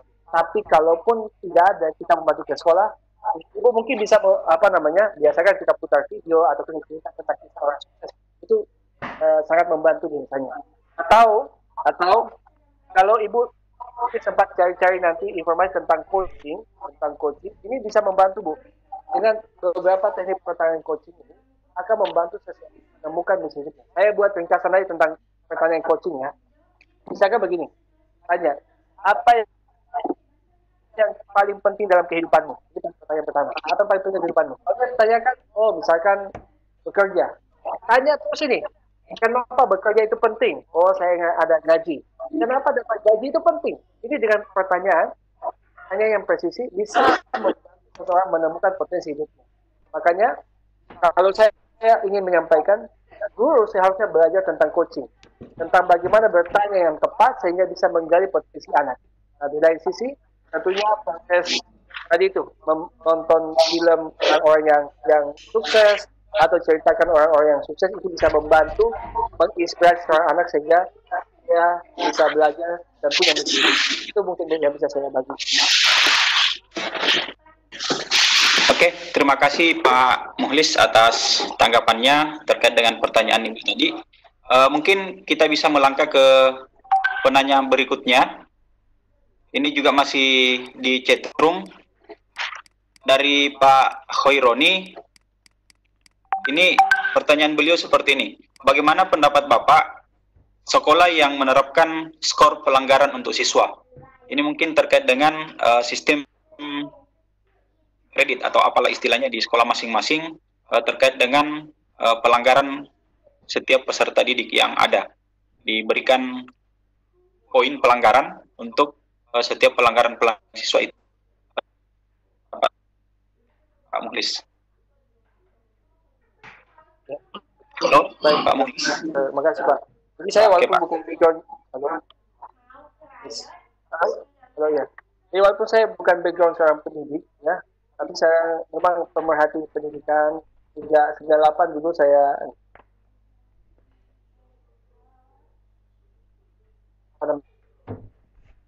pelayan HP ke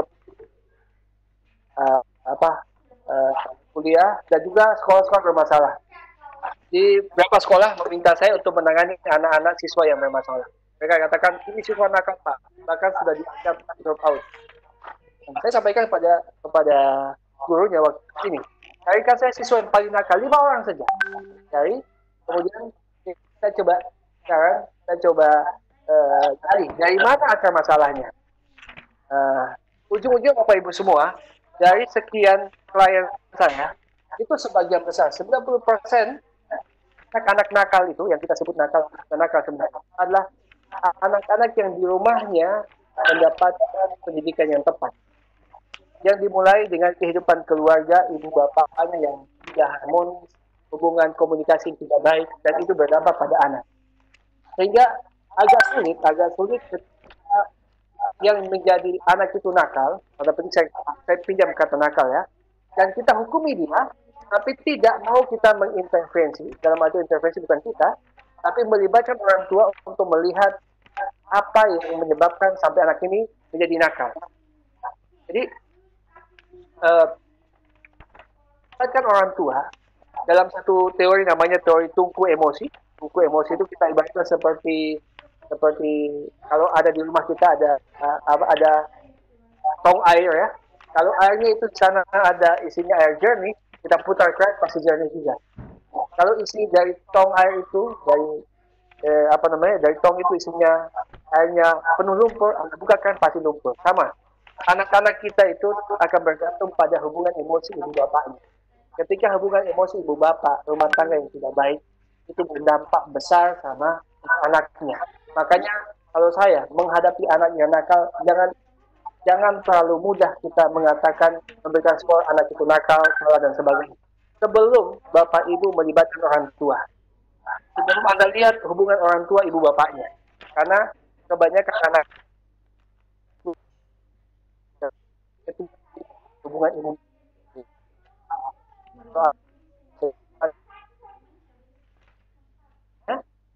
sekolah pun disalahkan oleh gurunya. Sekali lagi, anak-anak itu cukuplah di rumah, dia mungkin dapat mungkin penderitaan di rumah, guru-guru jangan menambah lagi. Kalaupun kita akan terapkan aturan Bapak ini, maka Anda coba minta orang tuanya terlibat. Kalau orang tuanya tidak mau terlibat, dan pengalaman saya beberapa orang tua tidak mau urus anaknya, sudah, yang saya katakan tadi, kembalikan saja anaknya. Jangan, ini bukan beban Anda. Iya, itu mungkin Pak masukan dari saya. Oke, terima kasih Pak Muhlis atas tanggapannya. Kita melangkah ke pertanyaan yang ketiga di room chat ini. Sepertinya ini pertanyaan semakin banyak Pak Muhlis. Ya, karena materinya memang sangat menarik dan terkait langsung dengan guru, sehingga ini teman-teman semakin banyak yang mengajukan pertanyaan baik di room chat, dan saya lihat di resen juga semakin bertambah. Ini pertanyaan yang ketiga di room chat dari Pak Wahyu. Pertanyaan seperti ini: bagaimana memotivasi teman sejawat untuk mengatasi peserta didik yang kurang antusias dalam pembelajaran di setiap mata pelajaran? Ini terkait dengan memotivasi teman-teman guru dalam mengatasi peserta didik yang kurang antusias. Disilakan Pak Muhlis. Pertanyaan luar biasa nih. Ini core of the core, inti dari inti. Tapi Bapak Ibu, saya ingin, ya mungkin karena belakangan saya 5 tahun terakhir lah, saya pemerhati di dunia ini. Orang malas, sebutnya malas ya, malas itu tidak punya gaya hidup, tidak semangat dalam bekerja. Sebabnya satu sebenarnya, dia nggak punya misi hidup, itu aja. Jadi ketika kita ingin membuat seseorang bisa semangat, bisa bangun lebih pagi, yang pertama harus kita install, kita bantu dia adalah menemukan misi hidupnya. Kalau dia bisa menemukan misi hidupnya, maka ini akan membuat dia akan tumbuh lebih baik. Nah,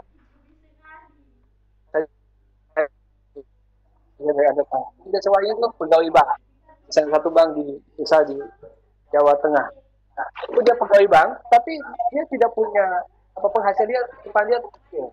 Sampai satu waktu orang tuanya, ibunya sehingga saya sakit keras dan hampir meninggal dunia, dan waktu dia membayar uang ke rumah sakit, ternyata duitnya tidak cukup dia. Maka saat itu dia punya yang besar. Saya harus sukses. Saya harus bisa membuktikan bahwa orang tua saya tidak boleh lagi sakit dan tidak ada biaya untuk berobat. Maka dari motivasi itulah dia bekerja keras menjadi seorang yang sukses saat ini. Nah, kalau misalkan Bapak ini sebagai atasannya atau temannya, kalau Bapak punya pimpinan, kalau Anda pimpinan, luangkan waktu untuk sesi coaching dengan guru Anda atau dengan tim Anda. Lagi kalau Anda sebagai pimpinan, luangkan waktu untuk sesi coaching dengan setiap guru Anda. Tanya dia apa sebenarnya misi hidupnya, apa misi hidupnya. Ini luangkan waktu tanya. Biarkan dia menulis tentang misi hidupnya. Nah, ini mungkin di lain kesempatan saya akan share bagaimana menggali potensi misi orang yang sebenarnya.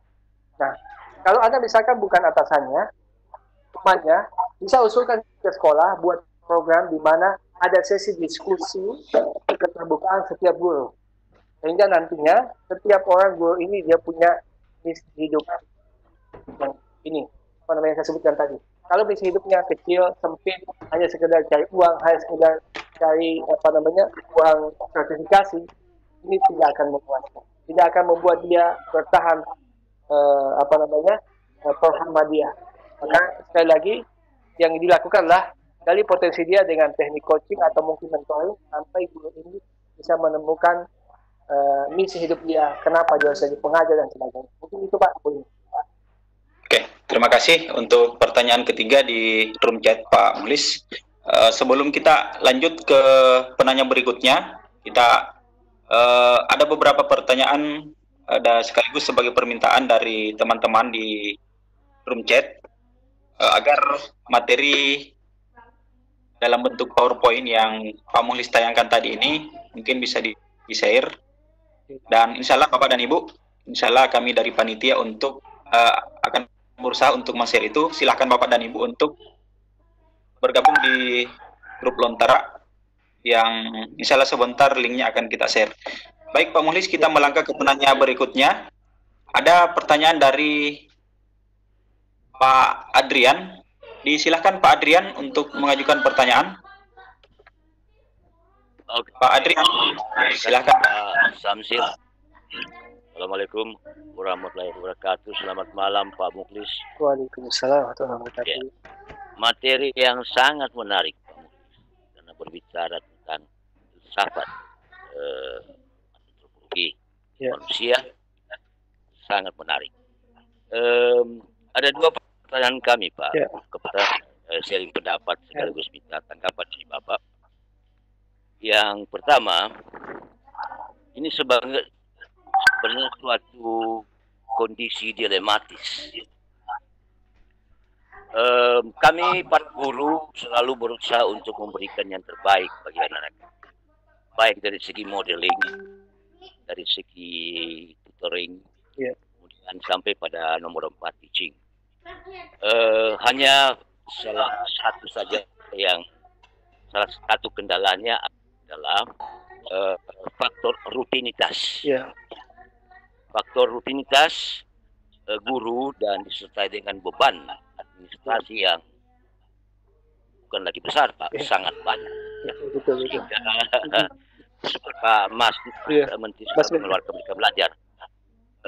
Sangat banyak selama ini sehingga kadang-kadang membuat para guru, maksud saya, itu ya terus terang ya, bukan juga pesimis, tapi ya kita menjalankan agar terpenuhi saja jalan secara rutin. Karena memang ada beberapa yang bisa kita explore menjadi baik, tapi tidak mampu kita lakukan semua baik karena keterbatasan itu tadi. Yang kami lihat, guru juga mempunyai kendala. Selain masalah menghadapi siswa yang dalam tanda petik nakal atau tidak bisa diatur di sekolah, tapi guru juga melihat dari sisi lain bahwa sebenarnya memang, termasuk saya melihat, tidak ada sebenarnya siswa yang nakal, tidak ada siswa yang bodoh sebenarnya pada dasarnya. Satu permasalahan utama, bagaimana menjembatani pemikiran para guru dengan pihak orang tua dari siswa. Anak-anak yang saya lihat, kebanyakan anak-anak yang katakanlah dalam tanda petik nakal, sebenarnya tidak nakal. Hanya sekedar ingin meminta perhatian karena faktor, misalnya mereka sama dengan Khalil Gibran, saya kemarin Khalil Gibran, anak-anak ini tidak mendapatkan atau kurang mendapatkan cinta kasih sayang di rumah, karena orang tua terlibat dengan pekerjaan, apalagi dalam dunia modern sekarang ini, masa digitalisasi menuntut juga orang tua memang berpacu dengan kehidupan ekonomi dan sebagainya, sehingga waktu yang sebenarnya harus diberikan porsi yang proporsional untuk anak-anak untuk diberikan kasih sayang itu kurang atau bahkan hampir tidak ada. Anak-anak menjadi korban di rumah karena kurang kasih sayang. Kemudian sekolah anak-anak juga kurang mendapat kasih sayang dari para guru, bukan karena guru tidak mencintai anak-anak, tapi karena guru juga punya keterbatasan. Adrianus, mohon to the point saja Pak. Ya, baik. Jadi kami meminta pendapat Bapak, bagaimana kira-kira kiat-kiat untuk mengatasi masalah-masalah seperti tadi. Terima kasih Pak. Baik, terima kasih Pak Adrian. Ya, saya langsung tadi kalau administrasi memang ya sudah menjadi isu dari Mas Menteri sekarang ya. Bagaimana membuat simplifikasi pekerjaan administrasi yang menyita banyak waktu sehingga mungkin waktu interaksi dengan siswanya berkurang gitu. Mudah-mudahan lah ada terobosan yang lebih cepat lah. Ya, jadi mertua saya dua-duanya juga guru, ibu mertua saya kepala sekolah juga. Jadi sering saya lihat juga kegiatan beliau seperti ini. Nah, kalau tadi terkait tanggung jawab yang lain, aktivitas lain yang membuat sehingga tanggung jawab baik itu maupun orang tua tersita bersama anaknya gitu. Nah, memang tidak bisa dipungkiri bahwa banyak orang tua kita, orang dewasa saat ini pun belum bisa membuat prioritas dalam kehidupan kita. Ya maaf saya bilang Pak, kita sendiri orang dewasa itu belum bisa membuat prioritas mana yang paling kita dahulukan dalam kehidupan kita.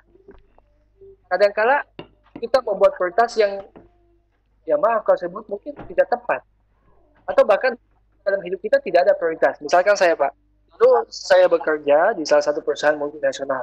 Alhamdulillah posisi juga artinya kalau hanya berpikir tentang untuk hidup lebih dari cukup. Tapi ada satu pelajaran penting saya. Kenapa kemudian istri saya resign dari PNS golongan 3B dulu waktu itu resign? Karena bagi kami salah satu prioritas itu urutan ketiga dalam keluarga saya, dalam kami ini adalah yang paling utama itu keluarga. Kebersamaan dengan anak-anak paling penting. Waktu itu saya sibuk bekerja, istri pun sibuk bekerja. Sehingga anak kami titipin sama orang. Dan orang ini ternyata satu sebab kami sebut tidak kurang amanah. Maka saya katakan sama istri, kita nyari apa sebenarnya hidup? Nyari apa hidup ini? Kalau saya ingat dulu, kami punya anak setelah 8 tahun menikah, itu proses yang sangat panjang, sangat menguras emosi dan air mata. Sampai satu titik, pengalaman 8 tahun baru punya anak itu membuat kami, motivasi kami untuk menghargai kehadiran anak.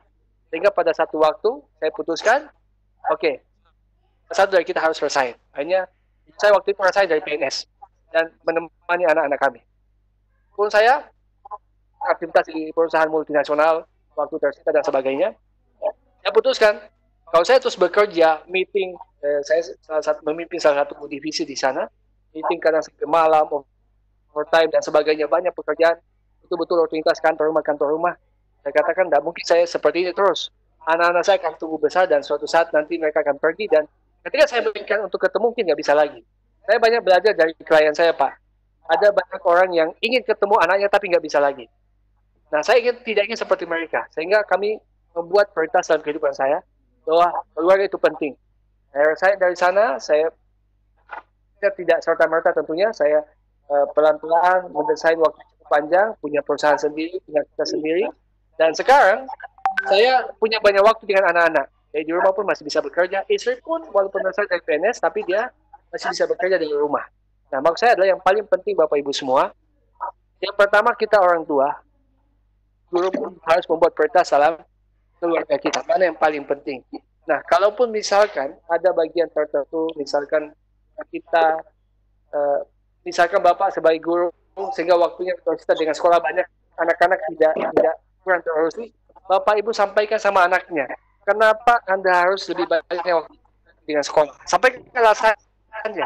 Nah, Bapak pergi ke sekolah karena Bapak ini kasih amanah untuk mendidik anak-anak, mengajar anak-anak, sehingga anak-anak akan memahami bahwa pekerjaan bapaknya ini pekerjaan mulia, bukan sekedar cari uang, tapi kenapa bapaknya meninggalkan mereka di rumah?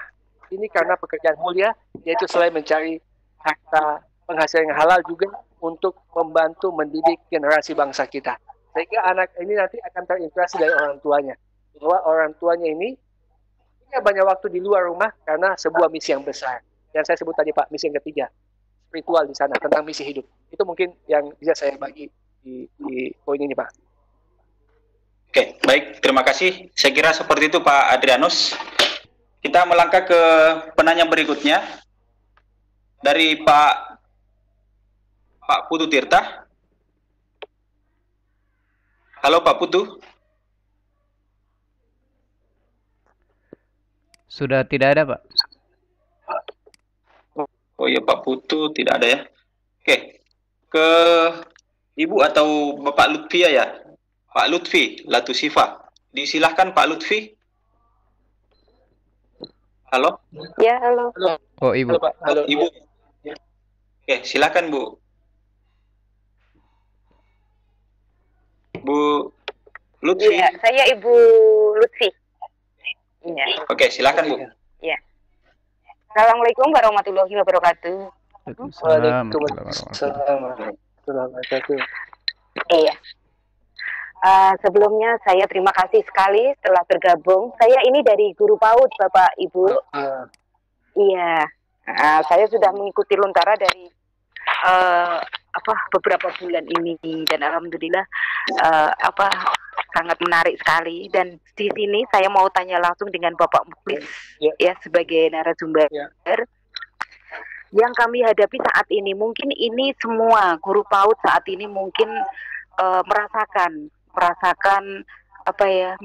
yang tekanan mungkin seperti hari ini tadi yang saya alami ya Bapak Ibu, dengan adanya ini ya pembelajaran di rumah itu bagi kakak-kakak yang jenjang kakak-kakak SD, SMP, SMA mungkin sangat mudah dalam memberi arahan, dalam memberi kegiatan belajar mengajar selama anak-anak belajar di rumah. Nah, ini saya mohon solusi dari Bapak Mukhlis. Bagaimana cara memberikan motivasi bagi Bapak Ibu wali murid saya, terutama yang dari PAUD, yang sudah 2 minggu ini mengalami pembelajaran, ketika memberikan kegiatan kepada anak-anaknya, itu anak-anak itu tidak langsung selalu dibantah. Kok nggak seperti bunda yang di sekolah gitu, mama terlalu nggak mau mama galak gini. Ini tadi curhatan dari semua wali murid di grup itu seperti itu Pak. Betul. Nah ternyata sulit kan Bu mendidik anaknya sendiri, saya bilang gitu. Dan ini mohon saya solusi, ini banyak sekali Bapak Mukhlis dari teman-teman saya guru PAUD yang ikut gabung malam ini. Iya, mudah-mudahan saya mewakili dari sebagian teman yang belum bisa masuk bertanya ya. Ini jadi mohon solusinya, motivasi untuk kami, terutama guru PAUD dalam menghadapi situasi yang seperti ini. Dan kami masih nanti masuk tanggal 14 April, masih ada dosis 2 minggu ya. Kita sudah setiap hari memberikan, sebetulnya nggak dikasih kegiatan. Kita hari ini saya harus keliling ke rumah-rumah wali murid untuk memberikan lembar kegiatan untuk anak-anaknya karena keluar dari wali murid itu tadi. Ibu Lutfi, saya kira poinnya sudah ditangkap oleh Pak Mukhlis. Iya, oke. Terima kasih Bapak Syamhir. Mudah-mudahan ini saya mohon motivasi dari Bapak Mukhlis. Baik. Oke, pertanyaan yang luar biasa Bu. Saya langsung aja. Pertama, di kondisi yang normal, kan tidak semua orang tua siap menjadi guru buat anak-anaknya. Ada banyak orang tua memang punya keterbatasan kan gitu. Tidak baik pengetahuan, kompetensi, kesabaran bersama anaknya. Sebab itulah karena keterbatasan itu mereka minta tolong ke ibu, tentunya seperti itu. Ini kondisi normal. Tapi kondisi yang sekarang ini kondisi yang memang yang tidak diinginkan. Nah ini tiba-tiba, bukan hanya yang terganggu, tentunya bukan hanya sektor pendidikan, hampir semua sektor ya terganggu semua, dan orang mencari upaya bagaimana bisa tetap beraktivitas seperti sedia kala. Kenyataannya kan tidak bisa seperti itu. Nah, kalau saya begini, tentunya kita mengupayakan yang terbaik yang bisa kita lakukan dalam kondisi terbatas. Kalau saya di kondisi saat ini, saya alhamdulillah juga memonitor untuk teman-teman di sektor kesehatan yang ada di garda depan menyiapkan APD-nya, sistem dan sebagainya saat ini, juga sebagai pendukung psikososial di UNAS, saya diminta tolong. Nah, saya mau sampaikan gini, kalau anak didik kita dan keluarganya bisa selamat, tidak kena virus corona, itu sudah lebih penting dibandingkan proses belajar mengajar. Menurut saya sih itu poin yang penting. Ini yang utama dulu, bahwa saat ini penyelamatan nyawa itu jauh lebih utama dibandingkan yang lain. Ini yang harus jadi prioritas kita. Adapun nanti misalkan ada keterbatasan orang tua, memang tidak mudah. Mungkin yang bisa kita lakukan hanya keep in touch saja. Mungkin kita telepon mereka, kita tanyakan, tentunya dengan keterbatasan orang tua yang ada. Kalau saya, jangan dipikirkan terlalu jauh dulu. Yang penting mereka bisa selamat, masih bisa hidup, dan kita berdoa supaya bencana ini bisa cepat selesai. Baru kita berpikir lagi. PAUD ini juga mungkin kalau mereka kehilangan proses belajar dalam waktu sekian bulan, tentu tidak terlalu besar dampaknya. Saya ingin sampaikan di poin ini yang paling utama saat ini adalah kita bisa selamat dari bencana ini, itu sudah lebih penting daripada segalanya. Itu Bu, mungkin. Oke. Terima kasih Pak Muhlis atas informasinya terkait dengan pertanyaan dari Ibu Lutfi Tusiwa tadi. Saya melangkah ke penanya berikutnya. Mohon Ibu Lutfi untuk menurunkan raise hand-nya. Saya melangkah ke penanya berikut dari Pak Abdullah Lahambu. Dari Pak Abdullah, disilakan Pak. Pak Abdullah, disilakan Pak untuk mengajukan pertanyaan singkat, padat, jelas. Pak Abdullah. Halo, halo Pak Abdullah. Lanjut Pak. Melangkah ke Bu Asrina. Bu Asrina, disilakan Bu. Halo. Ya Bu Asrina. Halo, Assalamualaikum Pak. Waalaikumsalam. Silakan Bu untuk mengajukan pertanyaan. Saya berharap pertanyaannya singkat, padat, jelas karena mengingat waktu kita ya kurang lebih 15 menit ke depan. Disilakan. Oke, makasih Pak waktunya ini. Berikan. Saya selaku guru BK di SMP. Saya selaku guru BK di SMP. Di SMP saya kebetulan di pedesaan. Kemudian banyak siswa yang mengalami drop out di sekolah saya. Namun permasalahannya ini sering terjadi karena permasalahan yang di rumah, mungkin ada lingkungan yang tidak kondusif, yang pengaruh dari narkoba atau minuman. Nah, ini ada dua anak yang hampir sampai drop out karena dia sudah kecanduan. Nah, yang satunya diisukan hamil. Nah, karena yang satunya perempuan di hamil, akhirnya dia mengalami depresi berat. Depresi dan dia tidak mau sekolah lagi. Karena teman-temannya bilang padahal setelah saya visit itu tidak mengalami apa yang diberitakan hamil itu.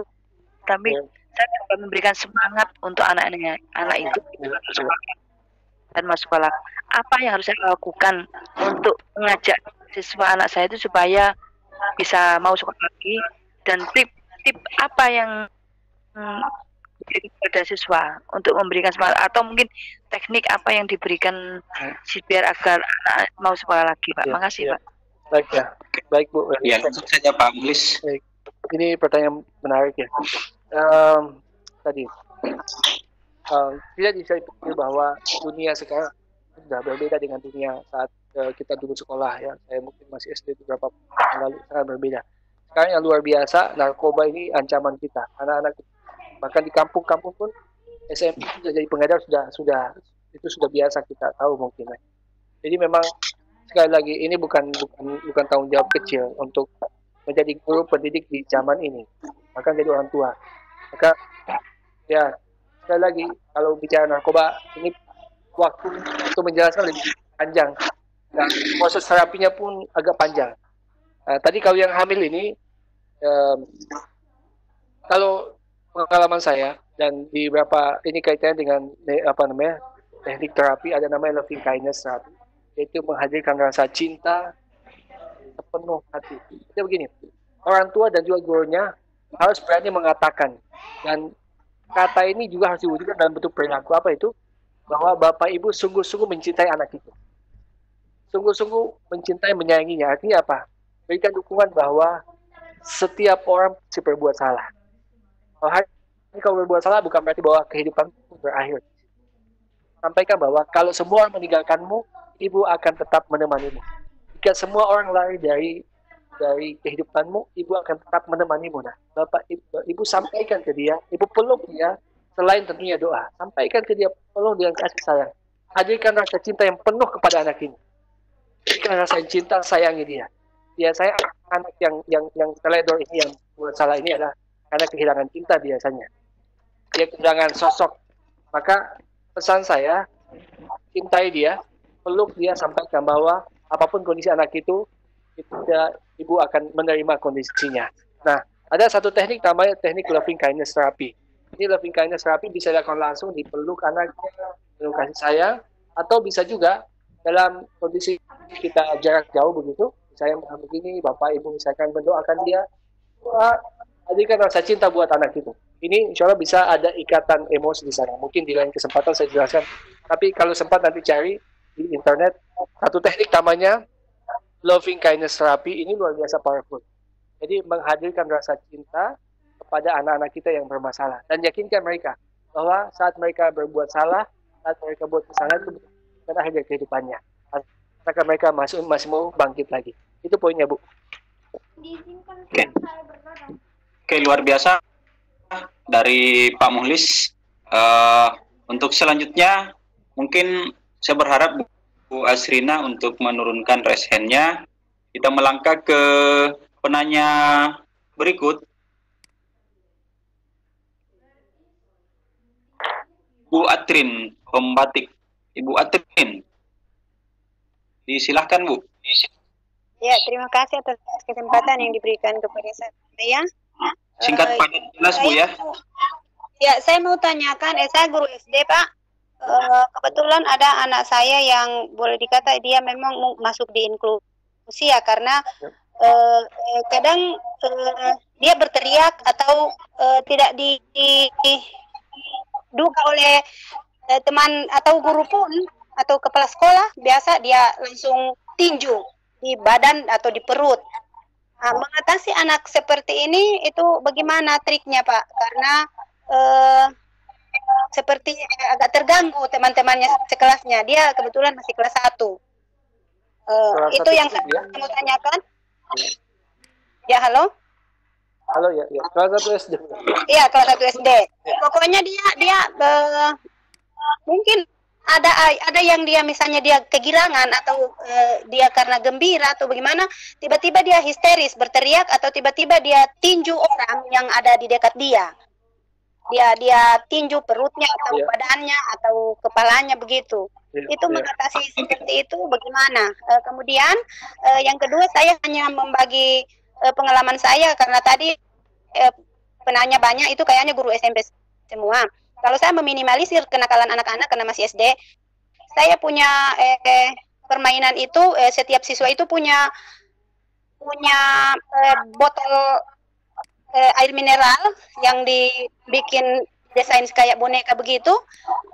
Kemudian di situ ada kelereng. Setiap harinya siswa yang membuat kebaikan itu mengisi kelereng satu kebaikan dia buat, misalnya tanpa disuruh dia memungut sampah, itu dia isi batu di dalam botol itu. Jadi akhirnya kenakalan itu tidak terjadi, maksudnya melakukan hal-hal yang baik, sehingga ketika dia SMP atau SMA nanti dia terbiasa dengan melakukan hal yang baik, meminimalisir kenakalan-kenakalan seperti itu kalau saya di SD.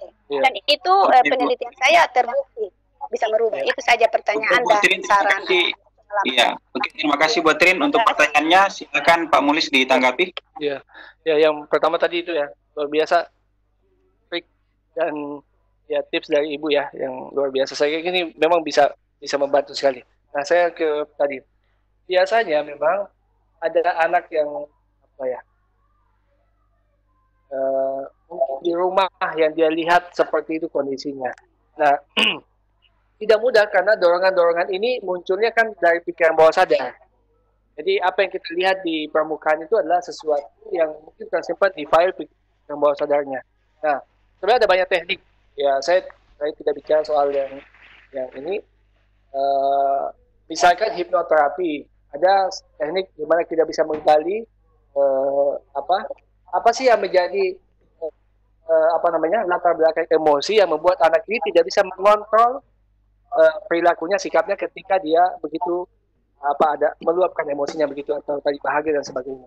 Biasanya selalu ada pemicu di balik itu, Bu. Sehingga saya ada teknik misalnya hipnoterapi atau teknik NLP bisa membantu begitu. Bisa menggali tadi itu latar belakang emosi sehingga anak ini menampakkan perilaku yang tidak terkontrol. Ya, itu mungkin sih ini ya Bu poinnya ya. Oke, terima kasih Pak Muhlis. Mohon Bu Atrin dan Ibu Asrina agar resennya diturunkan sekali lagi, biar kami bisa memilih dan memilah teman-teman partisipan yang sudah dilayani pertanyaannya. Saya melangkah ke penanya berikut, Ibu Hasrianti Sabak. Silahkan Bu Hasrianti. Singkat padat jelas Bu ya, karena waktu kita sudah sangat terbatas. Oke, terima kasih. Terima kasih. Assalamualaikum warahmatullahi wabarakatuh. Waalaikumsalam. Terima kasih Pak. Kebetulan saya tadi terlambat join, jadi saya cuma sebagian saja, tapi saya sangat tertarik dengan materi ini. Kebetulan saya guru BK SMP dan saya sangat filosofi dari Pak Khalil Gibran ini sangat setuju. Nah, ini yang jadi pertanyaan saya di sini. Saya sebagai guru BK ini saya cukup banyak kendala, terutama cara binaan guru mata pelajaran dengan guru BK itu memang agak sangat berbeda. Karena konsep seperti yang Bapak bilang tadi itu, kata nakal menurut mereka itu sudah dalam taraf sudah susah untuk dibina, padahal mereka belum tahu sebenarnya akar permasalahannya dari mana. Nah itu karena mereka selalu kata cerdas itu dinilai dari konteks nilai angka kuantitasnya ya gitu. Sementara kita BK itu penilaian cerdas menurut kita itu sangat tidak seperti itu, bisa menyelesaikan diri. Nah pertanyaan saya Pak, dalam menangani masalah kasus anak seperti itu kan mereka menginginkan untuk prosesnya meniru mereka sesuai keinginan mereka, mengharapkan bisa cerdas mengikuti, sementara kami guru BK itu menginginkan mereka bisa menyesuaikan diri, jangan dipaksa, sesuai dengan kemampuan mereka kan gitu. Jadi bila terjadi masalah di dalam ruang kelas itu kesalahan selalu ditumpukan kepada anak. Nah, gimana caranya ini? Padahal kadang-kadang kan guru mata pelajaran itu kebanyakan kesalahan juga ada pada mereka sendiri. Cara manajemen kelasnya yang mungkin kurang bagus atau gimana? Jadi bagaimana caranya ini Pak Mulis untuk bisa untuk memberikan pengertian gimana caranya biar siswanya bisa enak belajarnya, nyaman belajarnya.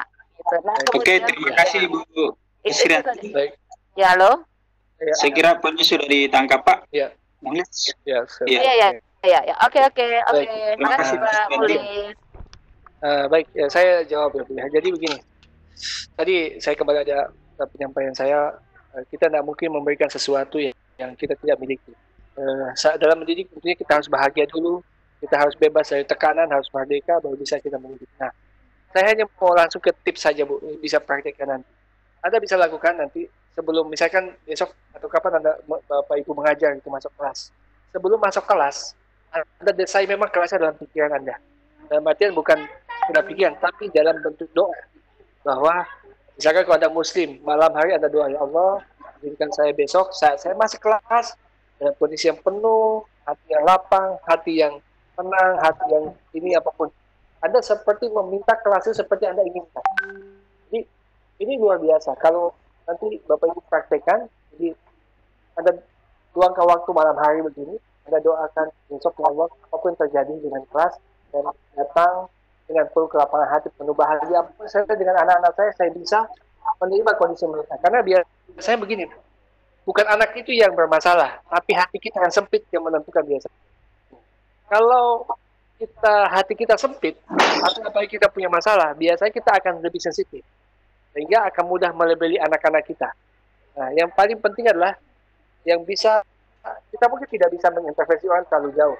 Tentunya yang bisa kita siapa? Diri kita. Kita tidak mungkin berpikir bisa merubah orang lain kalau diri kita tidak rubah. Maka kalau saya di poinnya, Bapak Ibu praktekkan teknik ini. Sebelum masuk kelas lah, paling bagus malam hari. Sebelum masuk kelas, Anda sudah bayangkan kalau besok ketika saya masuk kelas, kondisi kelasnya baik, apapun kondisi yang saya terima hadapi dengan anak saya bisa terima mereka dengan baik. Kalau Anda lakukan dengan intens, itu luar biasa. Jadi pengalaman baru. Jadi kelas itu kita desain sebelum kita masuk ke kelas. Jadi kalau di Islam dikatakan anak internally abdi, saya mengikuti persamaan hamba. Jadi sebelum kita masuk kelas, Bapak Ibu berdoa dulu, mendesain kelas seperti Anda inginkan. Itu mungkin tipsnya Bu. Ini dilakukan saja, nanti Ibu ceritakan bagaimana pengalaman setelah mempraktikasi. Demikian Pak. Ya, baik. Terima kasih Pak Muhlis terkait dengan tanggapan atas pertanyaan Bu Hasranti tadi. Semoga Bu Hasranti masih tetap menyimak. Sekarang kita lanjut ke penanya berikut.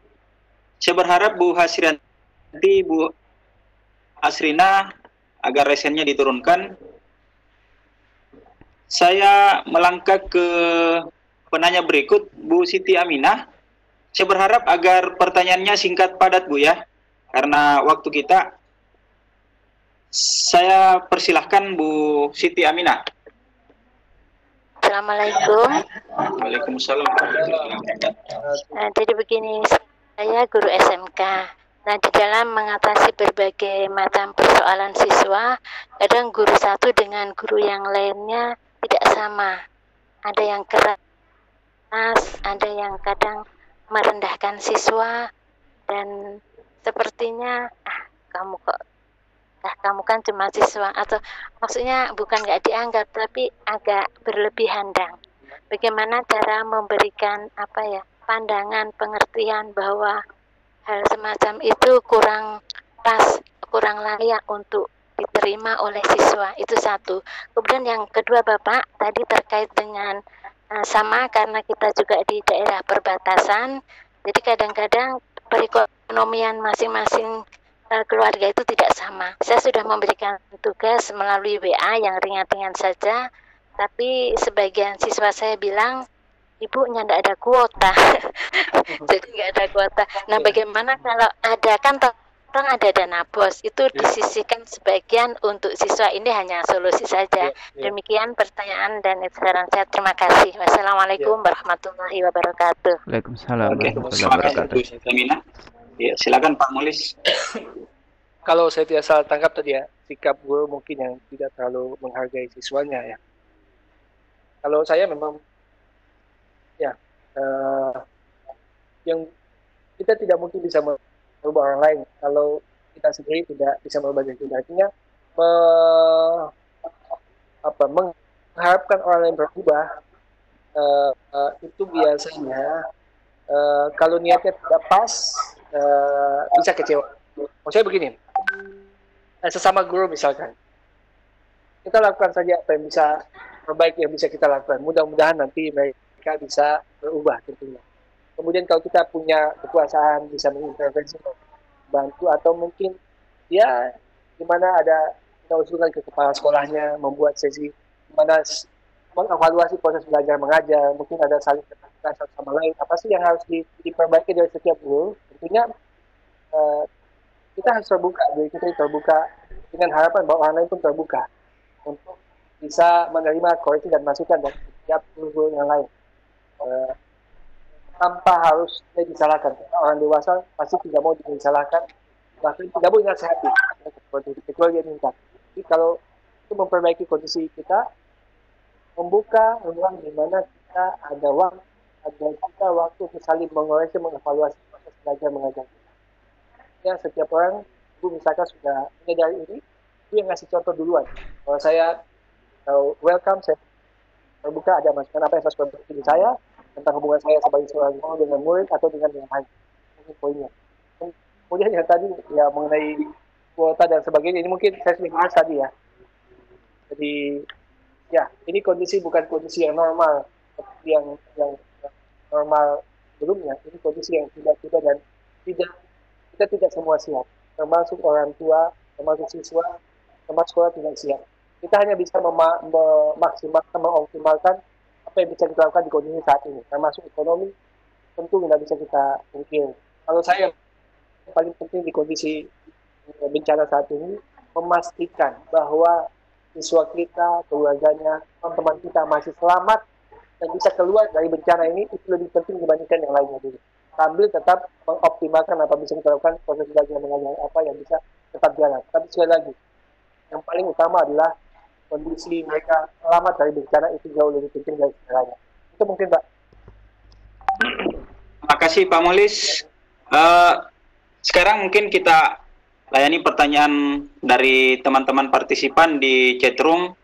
Ini ada pertanyaan dari Ibu Umi Tira Lestari. Pertanyaannya begini. Bapak, saya memiliki anak yang tidak pernah mau belajar. Kadang malu sama guru, tapi anak saya gak mau belajar di rumah. Tapi saat saya tanya ke gurunya, ternyata di sekolah menjadi kepercayaan gurunya. Menurut Bapak, apa saya biarkan anak saya atau gimana? Ya, ulang Pak, bisa diulang Pak. Oke. Singkat. Bu Umi punya anak yang tidak pernah mau belajar. Kadang malu karena katanya malu sama guru. Nah, sekarang Bukan gitu. Gini Pak. Sampaikan langsung saja, sampaikan langsung. Ini aja. Saya kan punya anak udah SMA nih Pak, dari SD itu dia nggak mau belajar. Kalau saya suruh gini, belajar, nggak mau, udah pinter gitu. Padahal kan saya itu kan guru ya. Maksudnya saya ngajarin anak orang di sekolah, tapi giliran di rumah anak saya suruh belajar itu nggak mau. Alasannya udah pinter gitu. Terus saya kan suka komunikasi sama gurunya ya. Ternyata bagus kok Bu di sekolah gitu. Cuma kalau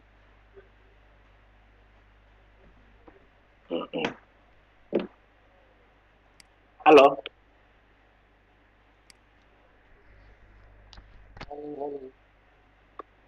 Halo. Nah, menurut Bapak saya harus gimana gitu? Saya itu bagian telepon, tapi saya tangkap ya poinnya. Ini, saya tidak jawab detail tentang apa yang ditanyakan. Tapi saya ingin satu, tantangan kita orang tua ya, itu adalah belum bisa atau belum siap menjadi sahabat anak-anak kita. Jadi bukan lagi sebagai orang tua, sebagai guru, tapi menjadi sahabat. Karena seiring usia anak kita bertumbuh, sebenarnya tantangan paling besar adalah orang tua jadi sahabat dengan anaknya. Nah, saya teringat tadi saya cerita dengan Stephen Covey itu betul-betul menjadikan anaknya sebagai partner, sebagai sahabat. Jadi dia punya waktu bonding, Bu. Ini mungkin esok nantinya. Jadi anak yang 9, setiap anak itu punya waktu bonding sama anaknya. Anak pertama hari Senin, anak kedua hari Selasa dan sebagainya. Ada satu anak 8 kalau salah, namanya Catherine. Catherine ini punya waktu bonding sama bapaknya di setiap hari Rabu sore. Nah, bapaknya begitu pulang kerja, dia sampai sama Catherine. Catherine, hari ini kau jadi sahabat bapak ya, sahabat bapakmu. Tapi di mana? Saya sepakati bahwa saat bonding ini bukan bapakmu dan kamu bukan anakku. Engkau adalah sahabatmu dan saya pun sahabatmu. Nah, aturannya kita sepakati bahwa saat kita bonding ini, saya akan menemanimu kemanapun kamu pergi. Saya akan menemanimu makan kemanapun. Dan saya tidak akan pernah menasihatimu kecuali kamu minta. Ini apa kesepakatan bonding kita? Menemani anaknya kemanapun dia mau, kemudian makan apapun, dan termasuk tidak akan menasihati anaknya kecuali dia minta. Jadi ringkas cerita, mereka pasti satu tempat. Catherine ini mengajak bapaknya nonton salah satu film yang bapaknya nggak suka, tapi karena sudah kesepakatan dia lakukan nonton untuk kesekian kali. Kemudian makan es krim, di mana bapaknya nggak suka makan es krim, tapi karena sudah sepakati di awal dia lakukan. Jadi sampai selesai nonton, selesai makan, mereka kembali ke rumah. Nah, tadi saya cerita kisahnya ya. Catherine ini kemudian cerita ke bapaknya bahwa saya mau pacaran. Tapi bapaknya, dia tahu bahwa dia tidak setuju anaknya pacaran. Tapi teknik dia untuk menasehati anaknya itu dengan bertanya, bukan langsung mengatakan orang Islam, kamu jangan pacaran dan sebagainya. Ini kita bukan sahabat. Justru kita perlu menggali apa sih alasan dibalik dia pacaran misalkan, atau sesuatu yang dilakukan. Menjadi sahabat itu penting. Tanda kita jadi sahabat itu dua hal. Pertama, mau bertanya, yang kedua mau mendengarkan. Ini poinnya, Bu. Yang paling tantangan paling besar kita orang tua adalah jadi sahabat. Itu saat kita mau bertanya tentang apa yang anak itu lakukan, yang kedua adalah mendengarkan dengan baik tentunya. Nah, singkat cerita sama si Stephen Covey balik ke rumahnya, ditemani anaknya di sana, di kamar mandi sampai selesai dia persiapan untuk tidur, dibawa di kamarnya, kemudian dibalikkan anaknya. setelah dibayangkan anaknya di tempat tidur, itu belum selesai bondingnya. Jadi duduk di situ, anaknya dibaringkan, kemudian diselimuti dan si Stephen Covey ini di samping anak. Dan lalu apa yang dilakukan? Luar biasa. Di samping anaknya dia mulai angkat tangan, dia berdoa, tentu doa itu keyakinan dia. Saya copy ya anaknya, dia kata begini, wahai Tuhan, saya benci. Terima kasih. Sampaikan pertama, terima kasih Engkau memberikan anak yang luar biasa ini dalam kehidupan kami. Saya berterima kasih Engkau memberikan anak yang luar biasa ini. Kedua, cintai dia, melibatkan kami kepadanya, sayangi dia dan sebagainya. Itu dilakukan orang tuanya. Pakai jaket. Kita melihat bapak yang begitu nangis dia tutup kepala dengan selimut, dibalik selimut dia memakan bapak. Itu proses bonding. Ini apa? Yang pertama yang harus kita lakukan dengan anak ini bukan memberikan nasihat yang banyak, bukan nasihat yang banyak, tapi betul-betul menjadi sahabat. Apa yang dilakukan? Itu kita bersyukur sama, sampaikan bahwa nak kami bersyukur. Jadi penting mengatakan bahwa nak kami bersyukur kamu hadir dalam kehidupan kami. Yang kedua, sebagai bapak ibu sebagai orang tua banyak meminta maaf sama anaknya tanpa sebab. Jadi pertama berterima kasih tanpa sebab. Yang kedua, meminta maaf jika mungkin selama ini kita sering membuat kesalahan sebagai orang tua. Poin ini dilakukan. Nanti yang anak itu ketika dia menyadari bahwa orang tuanya begitu menyayanginya, dia akan berusaha sekuat tenaga untuk dia mengecewakan orang tuanya. Sama seperti kita orang tua saat ini. Kita tidak mau mengecewakan orang tua kita. Kuatkan itu sampai anak ini punya tekad besar untuk bisa membahagiakan kedua orang tuanya. Dan itu hanya bisa terjadi ketika kita bisa menjadi sahabat yang baik buat anak. Bukan sebagai penasehat. Ini. Oke. Baik, terima kasih Bapak. Cuma tipikal anak saya itu sepertinya gini, dia itu dari SD sudah punya masa depan gini. Saya harus ke sini. Kenapa saya ke sini? Karena begini gitu. Cuma ya itu Pak, tantangannya tuh nggak mau belajar di rumah gitu. Iya. Tapi belajar di luar mau dia, Bu. Tapi kalau saya tanya gurunya di sekolah, ternyata dia giat gitu, bahkan jadi kepercayaan guru-guru di sekolahnya dari SD. Berarti kalau nilai bagus, gimana masalahnya, Bu? Artinya anak itu mungkin tidak seperti anak lain yang harus belajar banyak dan menampung sedikit. Anak ibu belajar sedikit tapi menampung banyak gitu. Oh enggak maksudnya saya kadang-kadang punya kekhawatiran begini, kok anak saya nggak mau belajar di rumah, saya liatin gitu. Takutnya itu jadi kebiasaan sih Pak, tapi kalau itu memang gaya belajarnya dia sih ya nggak masalah sih. Cuma kan sebagai orang tua kadang-kadang punya harapan anaknya itu ya pegang buku di rumah gitu. Oke. Kalau begitu harapannya Ibu dicocokkan sama harapan anaknya dulu. Karena tidak ada gapnya gitu. Jadi Ibu menganggap masalah yang bagi anak tidak ada masalah. Iya. Berarti saran Bapak ya sudah ikutin aja mau anaknya gitu ya Pak ya. Nah, Ibu gini, tadi prioritas mana paling penting sih bagi anaknya? Kalau saya misalkan utamakan akhlaknya baik. Yang kedua soal komunikasi. Sekarang anak saya, kenapa saya pilih homeschooling? Saya prioritas dalam anak ini ada 3. Pertama akhlak tentunya. Yang kedua, akhlak ini kaitan dengan agama. Yang kedua adalah tentang komunikasi, karena anak ini dia akan hidup dengan komunikasi dengan orang lain. Yang ketiga, dia belajar bisnis. Ini ada 3 poin penting. Yang lainnya nanti dia cari sendiri nanti. Tapi yang harus saya install ke dia semampu mungkin adalah 3 hal ini bisa ini. Ya, anak saya masih kecil sudah belajar jualan, masih 6 tahun, 8 tahun sudah belajar hidup bisnis sekarang. Ya, itu mungkin poin. Jadi buat mana yang paling prioritas untuk kita. Baik, terima kasih. Sama-sama. Terima kasih Teh Umi atas pertanyaannya. Selanjutnya boleh kita terakhir ya. Ya, oke. Saya kira ini pertanyaan terakhir Pak. Dari Pak Patra, mohon solusinya. Bagaimana trik seorang guru memotivasi siswa yang menjadi korban bully agar memiliki kemauan lagi untuk sekolah dan melakukan aktivitas akademik di sekolah? Seperti itu Pak. Silakan Pak Muhlis. Saya tangkap pada ada ini secara ini memang harus dirangkul ya. Saya tadi sebutkan dengan love terapi, meyakinkan anak itu bahwa apapun terjadi, pengalaman dulu tetap ada orang yang tetap setia menemaninya. Yakinkan dia bahwa apapun terjadi, Anda tidak meninggalkannya. Nah, tapi ada hal lain. Bullying ini memang tidak hanya sekedar tampil di dalam keadaannya, tapi sering sekali bullying ini membekas di pikiran bawah sadarnya, sehingga kadang-kadang tidak rasional, tapi itu terjadi. Dan memang dorongan di subconsciousness itu sampai 90% dorongannya.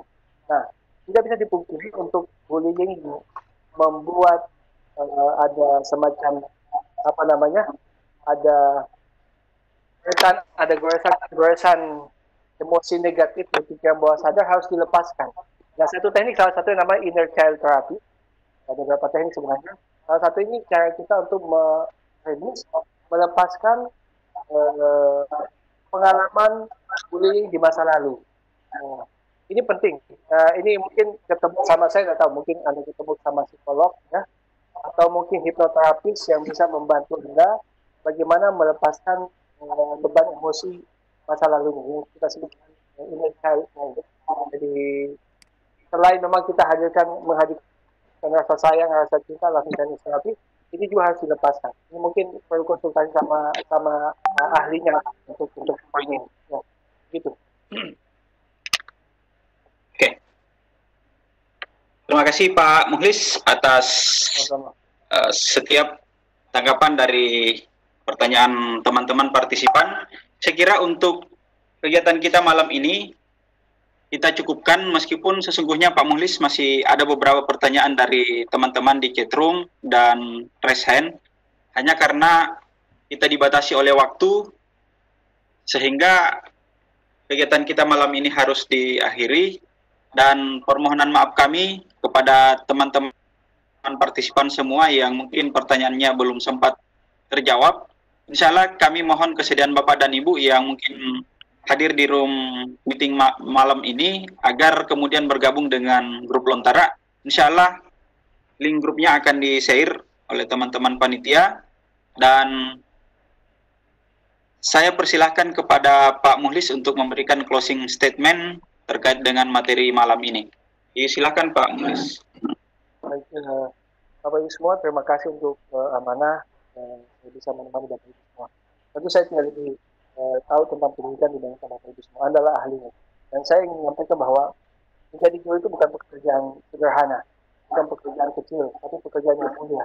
Yang mana pekerjaan ini, kalau Bapak Ibu ikhlas, ini tidak hanya Anda dapatkan manfaat yang dunia, tapi Anda tidak tahu siswa mana yang Anda pernah didik, yang pernah Anda korbankan emosi, waktu, tenaga Anda, pikiran Anda dengan penuh kesungguhan Anda tolong dia dan anak ini menjadi anak baik, sampai kelak menjadi anak yang kalau di soleh-soleha, adanya anak ini menjadi anak yang menjadi kebanggaan keluarga, orang tua. Ya, hanya anak ini jadi orang yang luar biasa sampai padanya. Karena kebaikan kecil Anda di masa waktu di Anda sekolah, itu membuat anak ini padanya ya sebetulnya dia masuk surga katakanlah. Itu pahalanya besar sekali Bapak Ibu semua. Maka lakukanlah pekerjaan ini bukan sekedar untuk menunaikan tugas saja sebagai karena Anda menjadi guru, tapi sadari bahwa menjadi guru ini bukan keinginan Anda. Saya sampaikan bahwa nasihat guru saya biasa, menjadi guru itu bukan karena Anda, sama saya menjadi saya tenaga kesehatan bukan karena inginnya saya. Berapa banyak ada orang yang menjadi guru tapi tidak dipilih, dan berapa banyak orang yang tidak bersedia tapi dipilih. Bapak Ibu, menjadi guru adalah ladang kebaikan yang tidak akan ada habis. Maka setiap lelah Anda pastikan niatnya adalah betul-betul niat spiritual Anda ingin memberikan terbaik buat anak didik Anda. Biarlah mungkin anak Anda tidak sesuai dengan keinginan Anda, sukses, atau sesuai dengan orang tuanya, tidak penting. Yang penting Anda bisa memberikan yang terbaik. Mungkin saat Anda mendidik anak-anak di sekolah Anda, dia tidak bisa mencapai nilai yang terbaik. Dia mungkin harus drop out, karena itulah garis hidupnya. Tapi yakinlah, itu bukan akhir dari segalanya. Berapa banyak anak-anak yang drop out dari sekolah, tapi kemudian menjelma menjadi anak yang luar biasa di luar sekolah. Karena kehidupannya tidak hanya berakhir sampai di bangku TK, SD, SMP, SMA. Tidak. Kehidupan akan berlanjut sampai satu masa yang kita tidak tahu. Dan setiap orang akan menjalani kehidupannya sesuai kehendak sang penciptanya. Kita tidak tahu anak mana, kebaikan mana kita lakukan yang telah menjadi asbab kebaikan buat kita. Bapak Ibu semua, Anda dipilih menjadi guru. Itu pekerjaan mulia. Lakukan dengan penuh kesungguhan dan keikhlasan. Semoga pada akhirnya Tuhan Allah ridho dengan Anda. Dan bayangkan, kalau nanti di akhirat, kalau ada Islam yang Muslim ya, di akhirat kelak nanti, mungkin ada seorang siswa yang masuk surga karena kebaikan Anda. Lalu datang dan mengatakan, Tuhan, dialah guru saya. Dia ibu guru, dia bapak guru yang dulu bersabar menemani ketika saya nakal di sekolah. Ya Allah, masukkan dia dalam surga. Maka tentu sebuah kebahagiaan besar. Dan kita tidak tahu Bapak Ibu. Saya ingat, sampai detik ini ada banyak orang yang begitu berjasa dalam kehidupan saya. Dan saya meluangkan waktu mendoakan mereka. Saya yakin Bapak Ibu seperti itu. Ada banyak siswa Anda yang Anda tidak tahu. Siswa yang mana itu? Yang di saat malam Anda tidur dalam kondisi lelah. Dia bangun sepertiga malam. Setelah waktu dia doakan Anda. Ya Allah, wahai Tuhan, sayangi ibu guru ini, pak guru ini, dia bersabar menemani saya. Itulah bayaran yang mahal Bapak Ibu. Saat ketika seseorang berterima kasih kepada Anda atas kebaikan Anda, dan ucapan terima kasih itu bukan dalam bentuk materi, tapi dalam bentuk doa dan keikhlasan. Insyaallah itu mungkin closing statement dari saya. Terima kasih dan maaf segala kekurangan saya. Ya, sekian. Assalamualaikum warahmatullahi wabarakatuh. Waalaikumsalam warahmatullahi wabarakatuh. Terima kasih banyak Pak Muhlis atas materinya malam hari ini, di mana materi ini sangat menarik, sehingga antusiasme teman-teman luar biasa. Sampai pukul 11 waktu Indonesia Tengah, teman-teman masih antusias dan bertahan di room meeting kita pada malam hari ini. Dan sebelum saya tutup kegiatan kita malam ini, saya ingin mengucapkan terima kasih yang sebesar-besarnya kepada Pak Gatot atas kebersamaannya selama ini, kepada Direktur PSMK atas room meetingnya, Bapak Ibu, teman-teman sahabat Sultra Cerdas, tim Kelor yang sempat bergabung bersama kita malam ini, Bapak Ibu guru hebat semua yang tergabung dalam partisipan di kegiatan Lontara malam ini, dan spesial untuk teman-teman tim Lontara yang tetap kompak dan bekerja sama sehingga semua kegiatan-kegiatan Lontara berjalan dengan lancar, meskipun kadang ada beberapa kendala, tapi itu di luar kuasa kita. Dan tak lupa kepada narasumber hebat kita, Pak Muhlis Katili, atas paparan materinya malam ini. Semoga ilmu yang Bapak sampaikan malam ini dapat bernilai ibadah di sisi Allah Subhanahu wa Ta'ala. Terima kasih banyak Bapak dan Ibu atas kebersamaannya malam ini. Semoga kita semua senantiasa dalam lindungan Allah Subhanahu wa Ta'ala. Dan saya selamat beraktivitas.